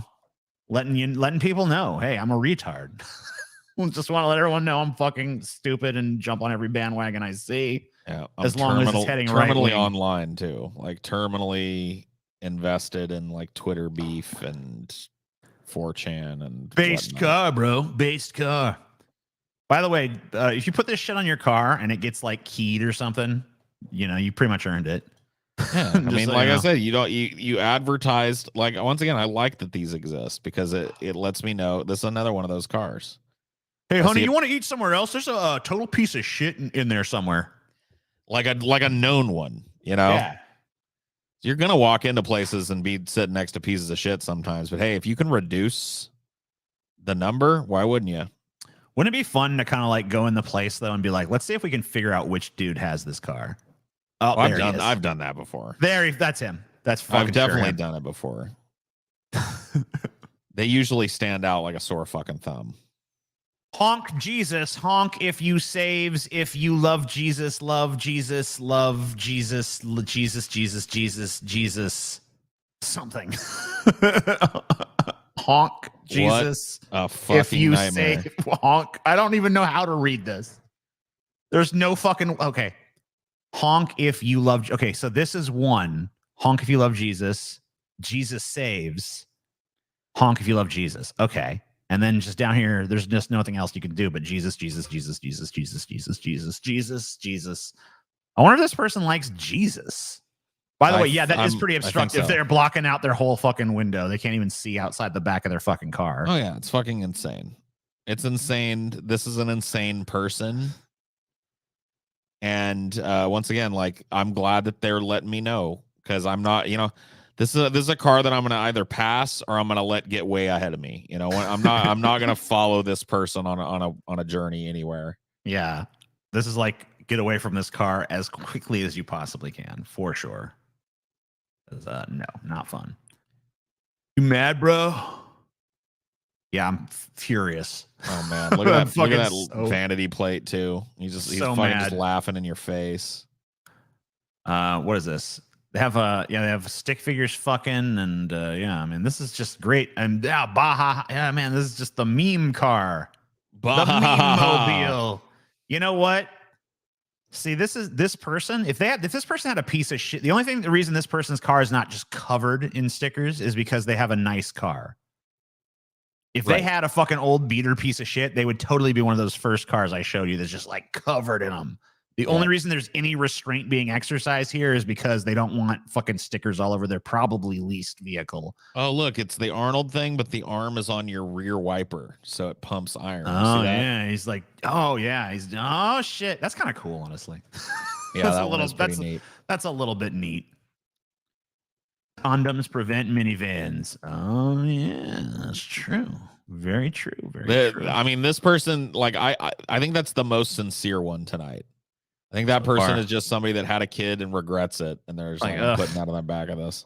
Then the kids, he's just like, yeah, this. Do you see this sticker? This means I don't like you. Yep. This means get the fuck out as soon as you're 18.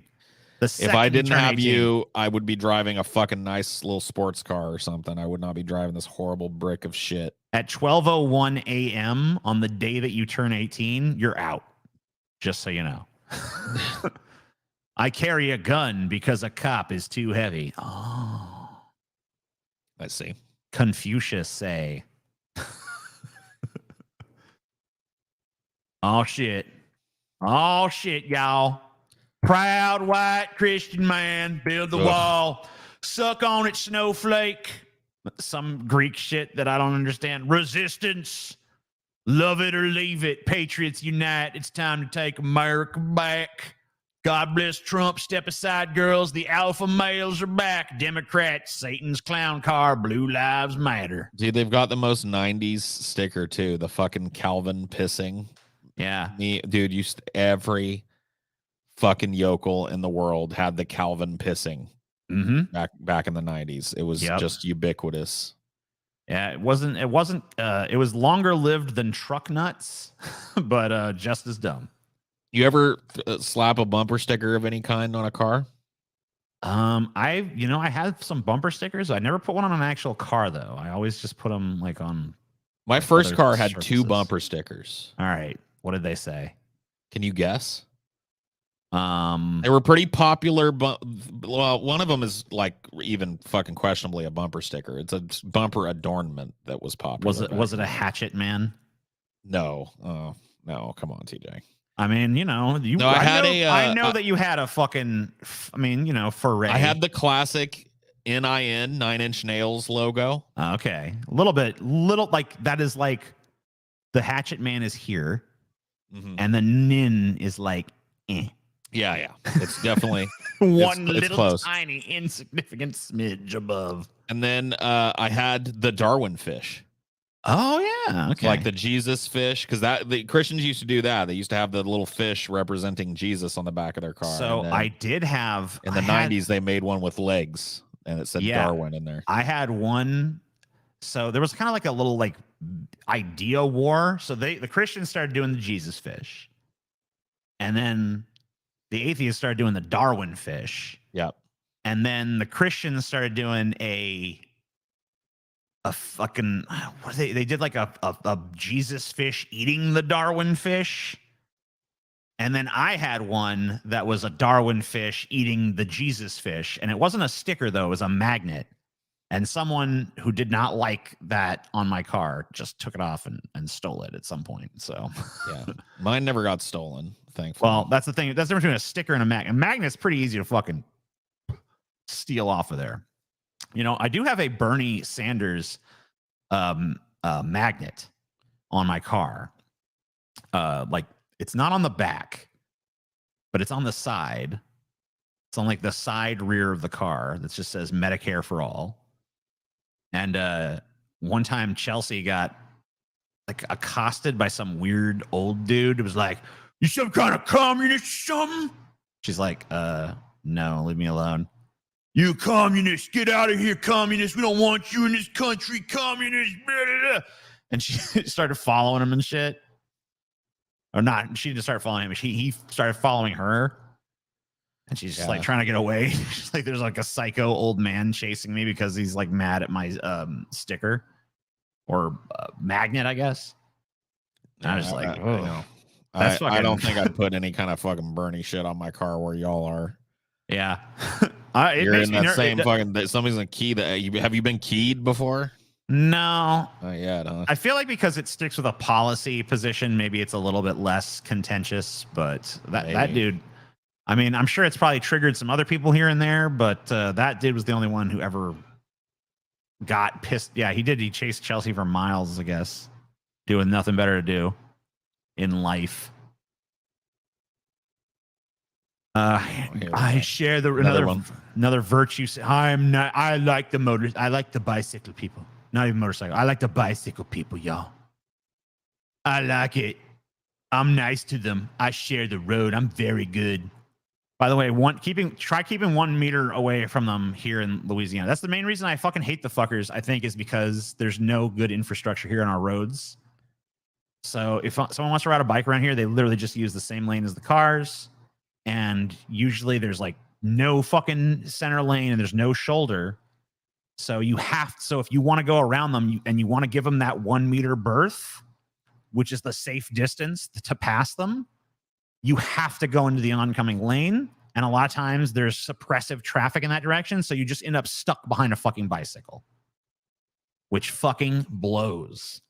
All right. That's why I hate the motherfuckers. It's probably not their fault so much as it's just the fault of the geography, or not. It's not even the geography, the city planning or lack thereof that exists where I am. But yeah. Fuck this virtue signaling. I'm nice to fucking bicyclist bullshit. Like, none of them are going to fuck you, all right? Some homemade shit. Oh, God. These are the worst. Vote for Herschel Walker, true American patriot, not commie Biden puppet Ralph Warnock. Good for you, buddy. Good for you. Jesus Christ. Then he's got a variation on the Calvin thing where it's Trump and he's pissing on liberals. fuck Biden made of guns and like Nazi stars and shit. If you vote for, what is this? Vote for what? Biden? You owe something. I can't read it. I can't read it. Commie Biden, Stacey Abrams, Wolf Warnock, record high gas, food prices, record high crime and murder, baby killers, and they want to take our guns. FJB. You know, like you're like a parody, right? You know that anyone who sees you immediately knows that you're not to be taken seriously on any fucking human level. Unless right? they're also a MAGA person, then they go Well, like, yeah. hell yeah, brother. There's more than you know that. probably where's he at? Wisconsin? Is that a Wisconsin plate? What's the plate? Georgia. Oh fuck. Yeah, no. Georgia's Dude, on my he gets more positive my fucking mind. reactions to this than negative reactions to this. Trust me. Woo! Trump. I think it's Herschel Walker's truck. Wouldn't surprise me. I love how this Herschel Walker dude, I don't know if you heard about this story, Paul, but like his like son basically came out on Twitter and was like, this guy, my dad's a piece of shit. He's like not a family man. He's like has kids with all these women all over the place. He doesn't fucking do shit to raise any of them. He's had abortions for them and shit. And he's like, this woman's like, yeah, he made me abort my one of our kids together. And he's like, I don't even know that bitch. It's like, you have a kid with her. Like, you can't say that. You literally have a living kid with her.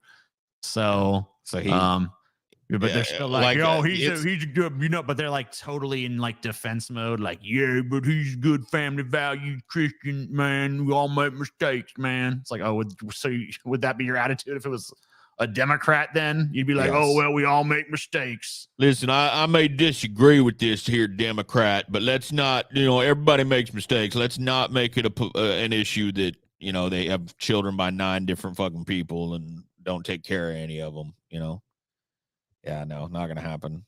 So fucking weird. Yeah, that is weird to me because that would for most of my life, I feel like that would have torpedoed a campaign. But nowadays, you got to go like, I don't know, it might not. Chef Boyar, we fucked. I can get behind this one. Yeah. I showed my parents, who are both conservatives. I mean, my mom is like moderately conservative, and my stepdad, of course, is very conservative. Although I think he's trying to be more centrist or whatever the fuck. I don't know. But anyway, I showed them the pictures of the alien from Fire in the Sky versus Joe Biden. Yeah, and they kind of laughed, but then they were just kind of like, oh my god. It's like, and I feel like no matter who you show that to, they kind of have to be like, whether they think it's funny or not, they kind of have to pause and be like, oh my, what? He looks like he does look like it's like spot on. Dude, he's a fucking alien. It's not even a meme. He's a fucking alien. He's just had so much fucking plastic surgery done. He looks odd. He's got a strange, leathery, smooth face. It's very, very weird. Herschel Walker is literally running on name recognition. If it wasn't a college football legend in Georgia, no one would take him seriously. I'm sure that's probably true. I don't really know much about football, of course. I assume he's a football player. I don't even really know that. Freedom or socialism? If you want government to provide for your every need, you must be willing to be taxed without limit and surrender all your freedom. Email this sign, honk for freedom, stop the expansion of government, join the Tea Party, go to freedomworks.org. $5 trillion in new debt, 27 million with no jobs, repeal Obamacare. This is America. We don't redistribute wealth. You earn it. Support fair tax, cut spending, taxed enough already, Mitt Romney, blah, blah, blah. If the government's providing for your every need, why would you have an income that needs taxing? That's true. I don't get it. I don't get this. And like, if the government all of a sudden paid all your bills, wouldn't that give you more freedom? Like, wouldn't you be free to, instead of working a shit job or, whatever the multiple shit jobs is more like it nowadays? You could just have all day to do whatever you want. Isn't that like the definition of freedom, to be able to do whatever it is you desire? I have no idea. I don't understand this. Like this. I feel like everybody, when they say freedom, is really just talking about them doing what they want to do. Like, and then everyone else can go fuck themselves, basically. Like, no one actually sits and thinks, like, what's going to maximize freedom for the most people? Everyone's just like, how can I be free to do all the stuff I want to do? What system would do that? I know. I'll create a system where I can do that, but no one else can do anything. Freedom. It's like, that's not freedom. You suck at freedom. And look, I mean, freedom has to have limitations, obviously, blah, blah, blah, blah, blah. But like, come on. And I hate how fucking everybody wants to fucking just throw this word around, and so few people actually even fucking have a cogent definition of it. And of course, like, looking for one on the back of this fucking mess is a fucking errand, a futile errand. But you know, yeah. You go. Here's some amanase and stuff. This person down bad for them cartoon titties. Got mommy milkers, MILF. Man, I love frogs. And then, I feel like this anime girl thing has anime ruined, girl with huge tits. I think it's ruined like an entire generation of men. I think there's a generation of men that think that, like, if they look hard enough, they're gonna find somebody that looks like one of these anime dames. Like, they were like, when we were all like looking at people of our actual species, these dudes grew up looking at mommy milkers and shit and fucking little anime drawings. And I weep for the future of our nation, dude. I weep. I don't. A whole generation of young men ruined. But you know, crushed by big giant anime mommy milkers. I think that it's a good thing, because ultimately what it means is that they're going to see that and they're going to aspire to like create it in real life, you know? And then we're going to have it. You know, we're going to make it happen somehow. And it's worse. It's worse in every way than like the kind of celebrity worship shit that we got. You know, like, you talk about putting an unattainable goal in front of little girls or whatever, dude. It doesn't get more unattainable than your average anime. Yeah, it's like chick, you know. You're a cartoon without any recognizable imperfections whatsoever. Yeah, you're just like unimpeachably cute, and you've got perfect proportions that don't even really exist on the planet. Like, you wouldn't even be able to walk. Yeah, you're not even like, it's like when you're like going to school and shit, and they teach you, like, you know, insects, the reason that they can't get gigantic like they do in the movies and stuff is because they have an exoskeleton, and that structure cannot support these higher weights. You know, that's why size is limited. And they'd be like, yeah, these couldn't exist in real life. You know, they just fall over. They topple over. Too top heavy. Them titties just snap the spine. Swink.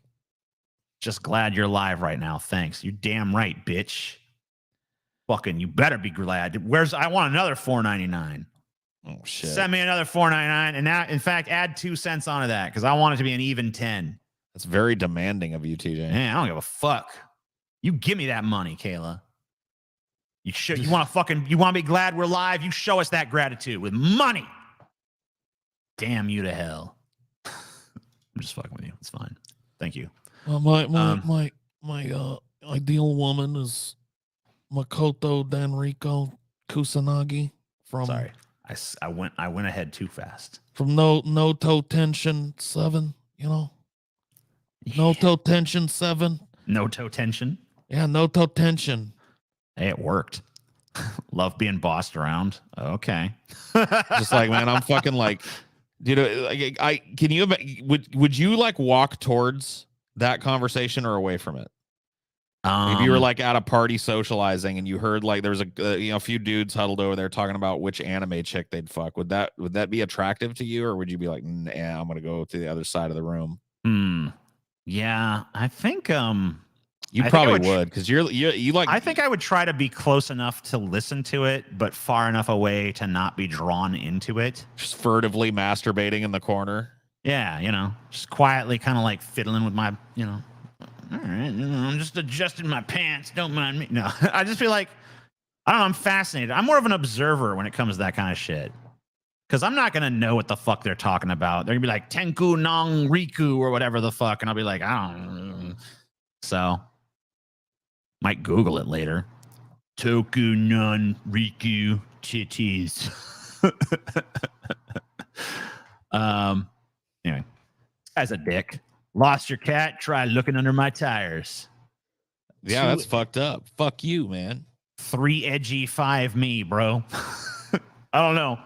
I like to be edgy, but that's just too mean. I don't want to think about dead cats. I don't want to think about my cat being dead. You're a rude Fuck person. you, man. My cat was hit by a car when I was a kid. Go fuck yourself, man. Fuck you. I wonder if anyone's ever shot at this guy. Fuck a piece of shit killed my cat. He's got it coming, dude. A cat killer. Fuck him, dude. Take him out. Yeah, I got it coming. Deal with him. Thick dads who vape for Christ. I like this one. Yeah, this is pretty dope. I can get behind this one, man. And it's got a fucking yin yang too. It's like, all right. Yep. I love it. I love it. I don't know if I love it, but I like it. I it's like understated. It's in like Comic Sans. Yeah, You know that's what I mean? not. That ain't comics. Completely. That ain't fucking Comic Sans. You even know what Comic Sans look like? I don't know. Whatever. It looks kind of like italic Comic Sans. All right. Sure. And then not really, but whatever. I don't know, dude. I try not to look at Comic Sans, but this I'm a font snob, though. And then it's got the totally like unconnected religious symbolism over here. I love it, dude. I love it. Yeah, it's understated, but fucking awesome. And you know the thing about it is bumper sticker for people who hate bumper stickers. You know? Yeah, it's like the fuck you. This is like this bumper sticker is to bumper stickers what The Boys is to superhero media. It's like the thing for the people who hate the thing. Oh shit. Dude, you think? Whoop whoop. I love how they wrote Juggalo over it just in case you're like, I wonder if this guy might be some kind of Juggalo. Dude, as much as I like to rep my love for the clown, I gotta say that if I saw this one pull into the fucking Arby's right as I was pulling in, I'd probably go somewhere else as well. You know? Well, because there's information here beyond just that they're a Juggalo. Yeah. Information is I'm a Juggalo and I have procreated and my entire family is like signed off on this vehicle enough for me to still drive it. So therefore, it's a family of Juggalos. Yes. Yes. And, you know, whatever you might think about Juggalos, I happen to think every Juggalo I've ever met has actually been really nice, but they're also obnoxious and they're going to cause havoc. They're mischievous. You know what I mean? Like they're trouble. They're like little gremlins. Mm-hmm. Yeah, they're nice, but the little cat. I know, dude. I fucking hate these family stickers. These are the worst to me. These family stickers. Oh yeah, like I'd rather have the Juggalo family stickers. But yeah, I wouldn't want to be seated next to a whole table full of Juggalos that got out of this car, you know, because they do kind of reek too. Yeah, I've noticed that Juggalos, like nice people, but they reek of like fucking BO. They reek of gorilla fucking BO, and it's hard to, you know. I want to eat my fucking quesadilla. ICP is only slightly cringy, guys. Stop, dude. I'm all right with ICP. Dude, I was listening to ICP yesterday. I like ICP. For fuck's sake. Yeah. I was listening to some ICP yesterday. I'm not even a fucking anti-ICP motherfucker, all right? But one, let's recognize a couple things here. One, ICP is fucking stupid. Okay? Like, fair. I mean, I like it. It's fun, stupid, and it's like, especially like the early stuff is like very creative, even though it's pretty stupid. But it's fun, and it's like, you know, it's just, it's like very forward and honest and shit, and it's like, you know, imaginative and kind of neat and has like a weird little spooky horror vibe going on, and that's all cool shit. But the people who are this big of fans of ICP have got like they're like the little lost souls that have been collected by this music, you know. Yeah. And like if you listen to like the lyrics to like What Is a Juggalo by ICP, there's shit like he'll walk up and bust a nut in your macaroni. You know, and he'll fucking dip his nuts in your soup. It's like basically a Juggalo is, and it's like he's just a crazy motherfucker. He's a member of the cast of Jackass, but nobody's signed a waiver. You know what I mean? Like that's that's kind of like the problem with a Juggalo. You know, you get a little mischief, and sometimes that's fine, but sometimes that ends up with a trip to the hospital. You know, right? So you know, the Juggalos are you know they're their own thing. So a whole family of those motherfuckers, you don't need that. No, you don't need that extra chance of a kitchen fire breaking out or a food fight or something, you know? If it was one Juggalo, maybe I'd roll them dice. But guy a Juggalo fucking bends over and pulls a 2-liter out of his butt cheeks and starts. You don't need that. You don't need that. No, you don't need it. Yeah, you don't need it. Mac and skis. Oh, man. My weed dealer has a Hatchet Man tat on his chest. That sounds. Everyone's weed dealer has a Hatchet Man tat on his fucking chest. That's how you know he's a weed dealer. Is that the Hatchet Man is proudly displayed somewhere on his body. By the way, yeah, this car right here. This is basically just like, hey, authorities, pull me over. Yeah, there's gonna be weed in here. Basically, there's gonna be weed in here. Probably an open container as well. So just ICP is dope, but their music is shit. I would say it's probably the opposite, honestly, but whatever. I mean, I don't know about their current music. It's pretty much whatever at this point, but like there was a time when it had some fucking real fun and energy to it. And, and I'm not like kind of before it became a Christian subsect or whatever, I don't know what the fuck is going on with them these days. I've listened to it. It's really fucking bad, but, I mean, there was a time when there was some pretty fun shit. Now, I'm not going to say it was ever like great, but it had like a vibe and shit. Like those Joker Cards albums are pretty fucking good. The first fucking run of Joker's cards or whatever. Yeah, all of them except for the Wraith. Yeah, the Wraith sucks. That's when it started to suck. They did do one after the Wraith called Hell's Pit that actually kind of redeems it a little bit and is more like a proper ICP album. But at this point, they pretty much suck. I've kind of like tried to dip my toe back in and I'm like, no. And it's not just like I'm older, so it's like whatever. Like they literally are. It's very different sounding to the point where it's not even recognizable, in my opinion. Anyway, doesn't really matter. It's just ICP. What happens in the barn stays in the barn. I heart sheep.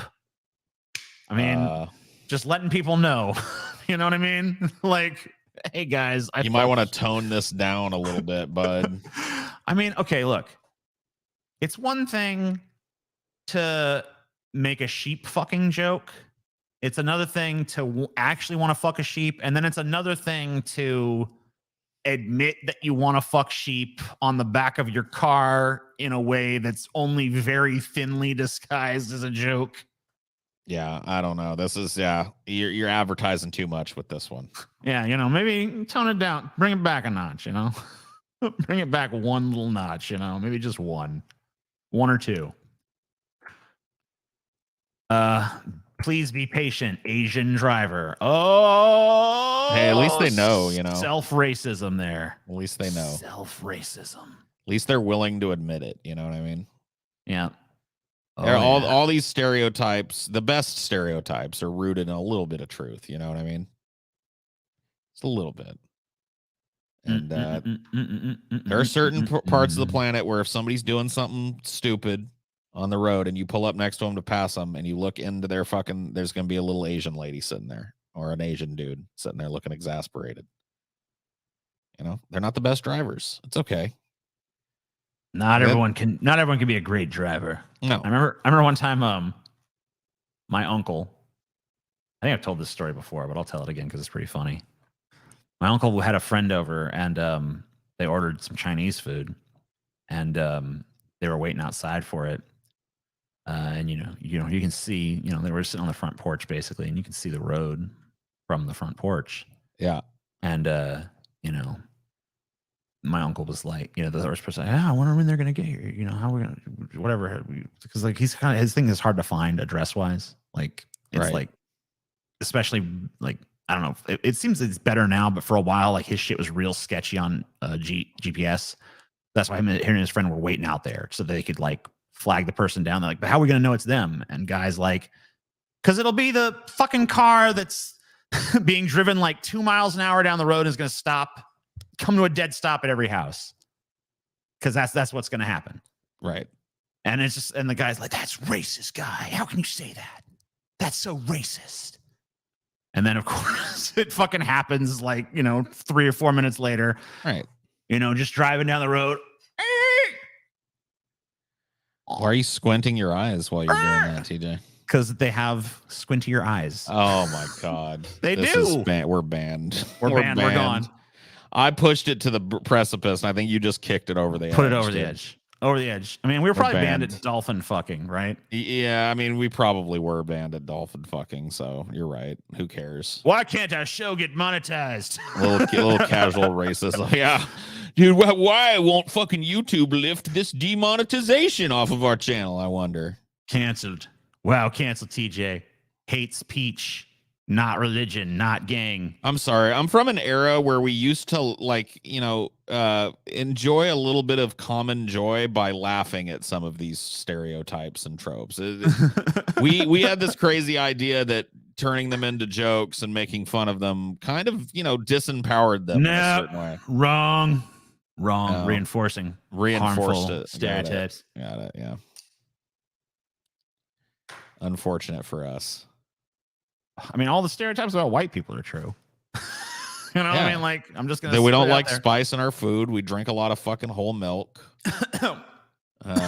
We're fucking evil, and we're lame. We can't dance. We got no rhythm.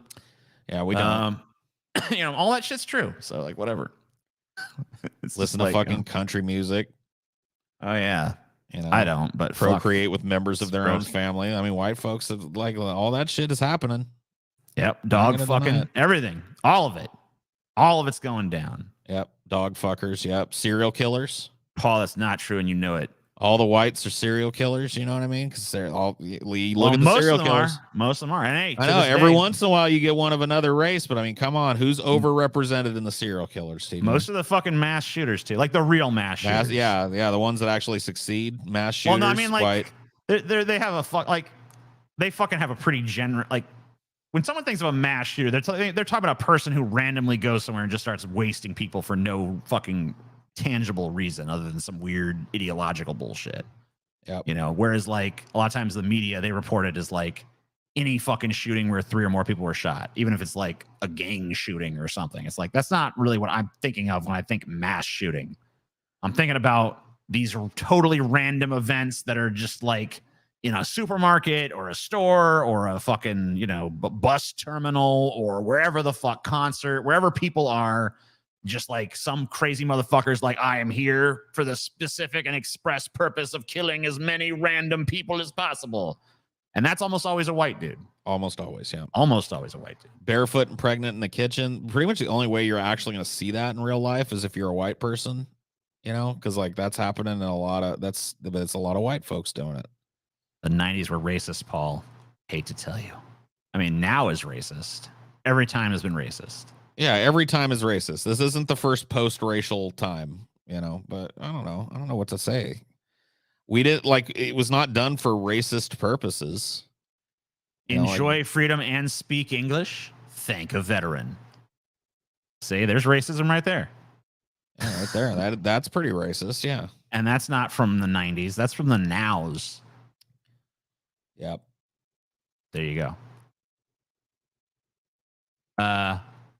Ted Bundy was a Republican. This man ate my son. It shows Ted Cruz there. Another person with a lot of fucking opinions. I honestly, is this even are these even real bumper stickers? They look like they've been like CG'd on or something. I mean, that's probably been the case for a couple of these tonight. There's probably a couple. This don't even look like real bumper stickers. They look like they're fucking like photoshopped onto the car. So it's hard to tell. Shoot your local pedophile. Get him. Yeah. Frontier justice, dude. Fucking take him out. Especially interesting in a time when like that accusation is being thrown around super casually all over the place too. Yeah. Oh, fucking drag queens are pedophiles. Also, shoot your local pedophile. Yep. Like, uh-oh. What happens when everybody fucking thinks everyone that they don't like is a pedophile? Then everyone shoots everyone, right? Cool. Honk if you'd rather be watching the 1996 cinematic masterpiece Independence Day starring Jeff Goldblum and Will Smith. Honk. Beep. Yep. Pretty much anytime I'm in the car, I would honk at that guy. I also love that they didn't mention stupid ass Bill Pullman and his dumb fucking speech that for some reason people like. Oh yeah.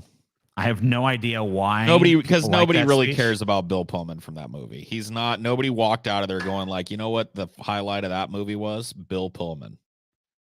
I know some people fucking say that's like bland.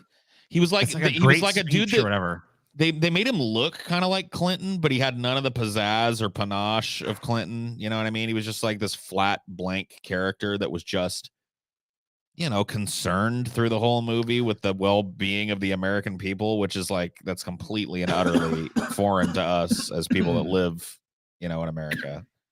The opposite usually that occupies that kind of fucking seat of power. So yeah, he was just like a total like placeholder president.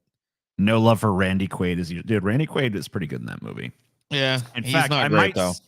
I might say Randy Quaid is actually the highlight for me of that movie. No, get out of here, dude. Get out of fucking Dodge. Get out of Dodge. His drunk redneck ass was more fun to watch than Jeff Goldblum and Will Goldblum. Smith vehicle right here, dude. They in my opinion.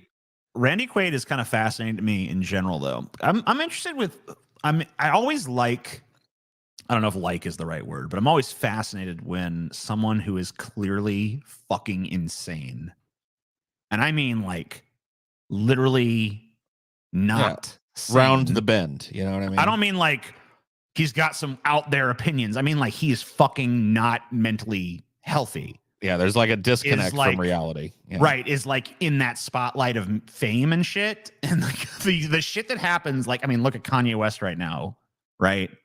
Like that kind of thing, like insanity plus fame equals, I don't know, TJ is fascinated. That's all I'm going to say on that, I guess. Yeah, it is pretty fun. Warning, driver may be jerking off. Cross out the maybe. Driver is. Driver is jerking off. Just so you know. Have you ever jerked off in a moving car, Paul? Fuck no. Well, not even on like you never been on a long road trip, and you're in the car by yourself and shit, and you're just like, I'm kind of getting like weirdly horny right now, and I've been on this road for like 12 fucking hours now. I've gotten but that's not jerking off though. I was gonna say I've gotten some action in the back seat of a moving car a couple of times. Well, sure, that's a totally different fucking ball of wax. But yeah, no, I've never whipped it out for a satisfying jerk off sesh while I'm on the road. I mean, like, I'm not saying I'd do it like casually, just like driving across town or something. But if you're on a long haul road trip, you got your fucking needs and shit. See, dude, I'm way too fucking nervous a driver to, dude. I'm like one of the hands at 10 and 2 kind of fucking looking. Eyes are always moving across my field of vision through the windshield type of guys, dude. I'm not. Anything you want to tell us, DJ? I mean, I feel like I already did. I mean, TJ has jerked off while driving down the fucking road on long road trips by himself. That's what he's saying. That's what I'm telling you. I got no judgment. Although, I hope I don't share the road with too many of you. That's true. Because, I mean, that could be distracting, right? What do you mean could be? It's like ultimately distracting. You have to jack it while driving. You have to. It's the law. It's the fucking law.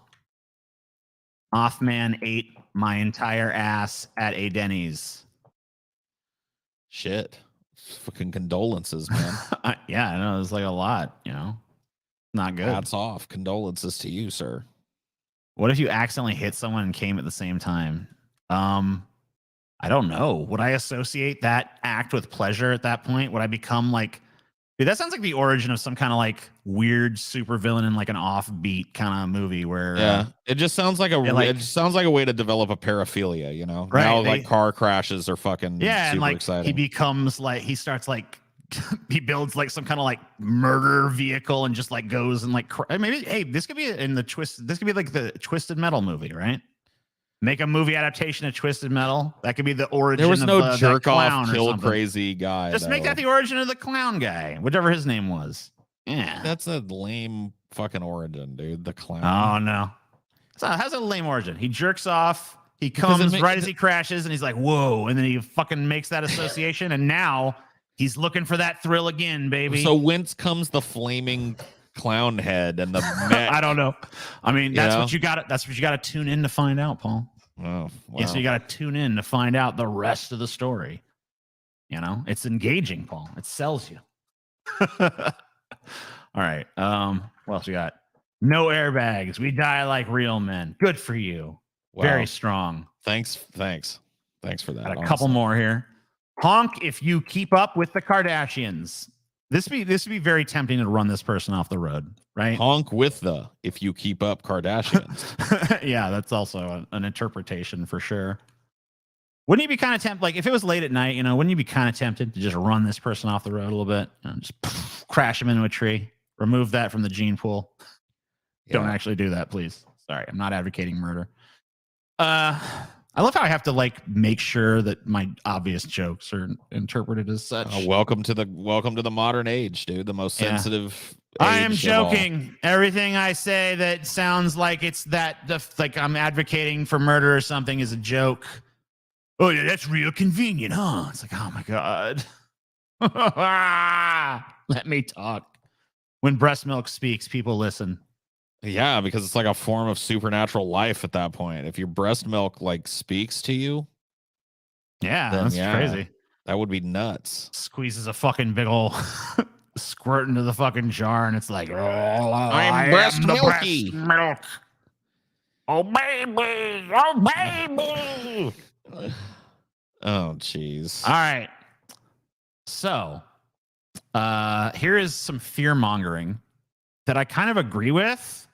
I don't agree with the contention here. This is basically like, don't give the criminals free. And they're basically saying these little stick figure families are like giving criminals intel, right? Well, that they know what to expect at your house. They know that you got a dog. They know that you got so many kids. Yeah, so they know like how many threats they have to neutralize. Yep. Okay, pretty far-fetched, but you know what? I agree with it simply because I would like to not see these anymore. Yeah, I wish because the implication is that I should give a shit about your stupid fucking family because I don't. Right, and nobody does. Even the people that profess to don't. Right. I mean, I don't want to like interfere with them, and I don't want you. I mean, I'm not trying to like. That depends on what kind of family it is, honestly. Like, fuck it. Yeah, but like, I mean, like, I don't want to know who your family is. I don't want to know you're a family person or not. I want to know anything about you when I'm driving down the road. I'm not there for you. You're an impediment to me. You understand? You're in a parking spot that I would be in if you weren't there. You're occupying a lane of traffic that I would be occupying and deciding the speed of if you weren't there. You know what I mean? So like this idea that I'm friendly, like I have friendly intentions with anybody on the road. No, I don't want to crash. That's self-preservation. That has really nothing to do with you or your family. I mean, I'd rather not kill people, but you're not the first thing that comes to mind when I'm carefully driving, Right. I'm trying to protect the people that are in the car with me. Pause road rage. I literally don't. I'm probably the safest driver that you'll ever ride somewhere with. I mean, I've driven with Paul on multiple occasions, and I would say I would not describe Paul as having road rage. I don't speed more than is called for. I mean, I mean, like Paul tries to stay with the flow of traffic and shit. Like he doesn't necessarily go by the speed limit, but he goes by like, what are people doing here? Which is actually safer because what causes most crashes is speed variation. You got some traffic going slow and some traffic going fast. That causes more problems than if traffic is all proceeding at the same pace. But I've never seen Paul get mad in the fucking car though. I mean, I might get mad. I might cuss at somebody that's doing something stupid, but I'm cussing at them while my eyes stay on the road. I've never seen Paul like follow somebody or like try to like do some weird threatening maneuver or something. No, I've definitely I don't tailgate people. Before. Yeah, I don't tailgate people. I don't drive super aggressively when I'm pissed off. I don't follow people. I've never done anything like that.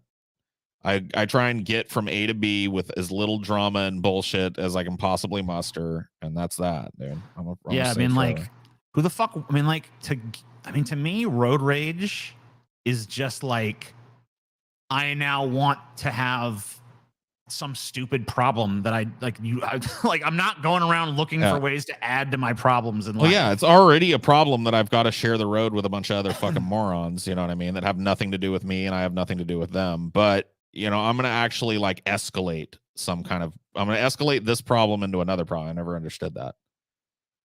Just like, because you can just drive on. They literally are meaningless to you. You're never going to see these people again. Yeah, you have no existent relationship with them. Right. Like the best thing you can do is just like get them out of your life as quickly as possible. Right. Like, okay, so you're fucking stupid. Get away from me. And you just pass them, or you pull off the fucking road and let them fucking go on up way ahead of you, and then you get back on. You know what I mean? Like that to me is an easier solution than I don't know, driving like a crazed maniac, fucking tailgating somebody, fucking brake checking somebody, all the like little passive aggressive and directly aggressive things people do in road rage situations.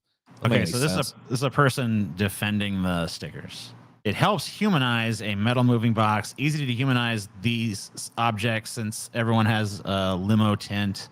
Some people just need a reminder. I don't want a reminder. Like I already know. Like, yeah, I know you're a human being off in there. Like right, I know you. Like I don't need to be reminded of that. No one. It's like if someone doesn't understand, like even a fucking total sociopath who literally does not care if your family fucking explodes or like whatever, is still going to care about self-preservation. So no one wants to crash their fucking car unless they're already fucking insane and just have total disregard for human life.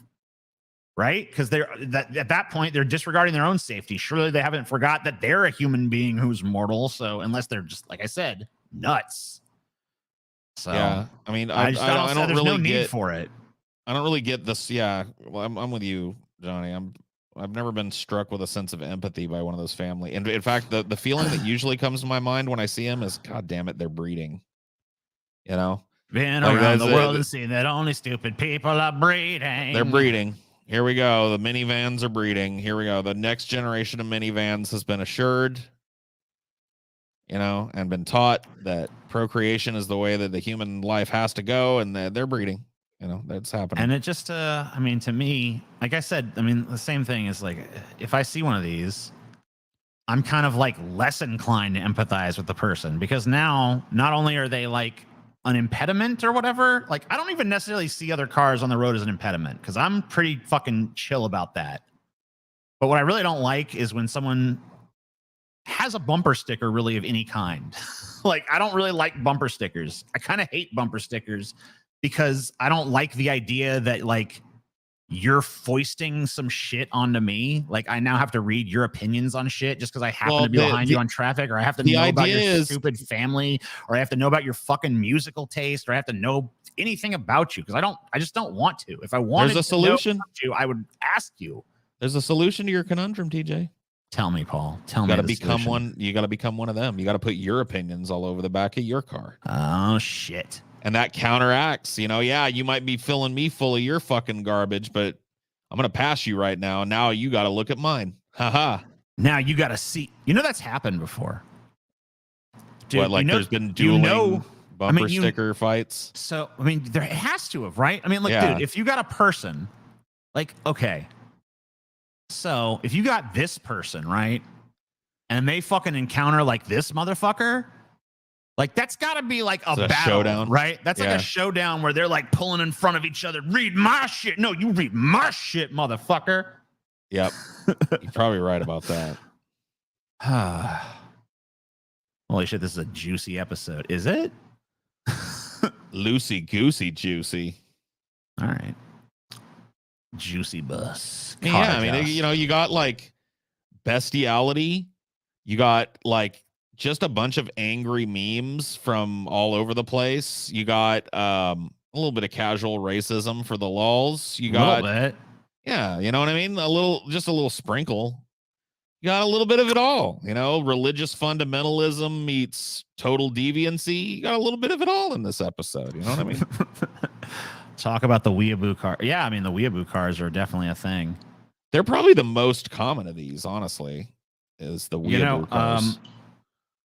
I mean, every town, I think, now has at least one Weeaboo that drives around in a car with a custom anime paint job, right? I mean, there's got to be, like, in some bigger places, there's probably 2 or 3 of them.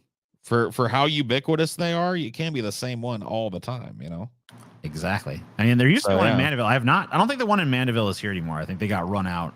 I think that, you know, the old people got scared. They're like, I don't know what a Weeb is, but we ain't fucking putting up with that shit around here.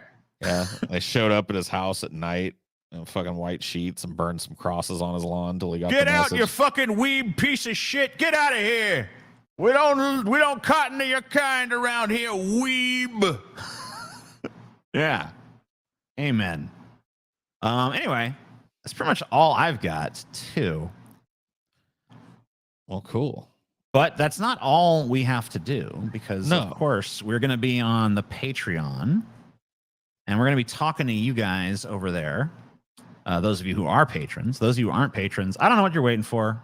I mean, I'm not going to fucking hard sell you at this point because you can make your choice. You can join the Patreon like a fucking reasonable person, or you can just continue to live in fucking ignorance. Listen, I'm not going to tell you how many hundreds of shows there are over there. I am not going to waste my time letting you know what a large community and how good it feels inside when you elevate yourself from plebhood to patronhood. I'm not going to fucking say it's like a spiritual experience or something either. No, like, I'm not going to say it's almost multi-orgasmic when you sign up. I'm not going to go into all that.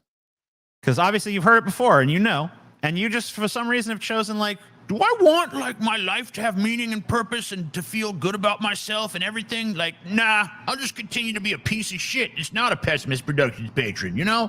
Yeah. And we respect that choice. You made that choice and that's on you, you know? That's a good, hey, you know, I don't really understand it, but we don't always have to understand each other to respect each other. If you want to be miserable and not be a Pessimist Productions patron, you go right ahead and do that. I don't give a fuck. You know? I mean, that's on you. You're wasting your own life at that point. But anyway, we're going to be doing a grease trap. We'll see you there if you show up, which I think you should.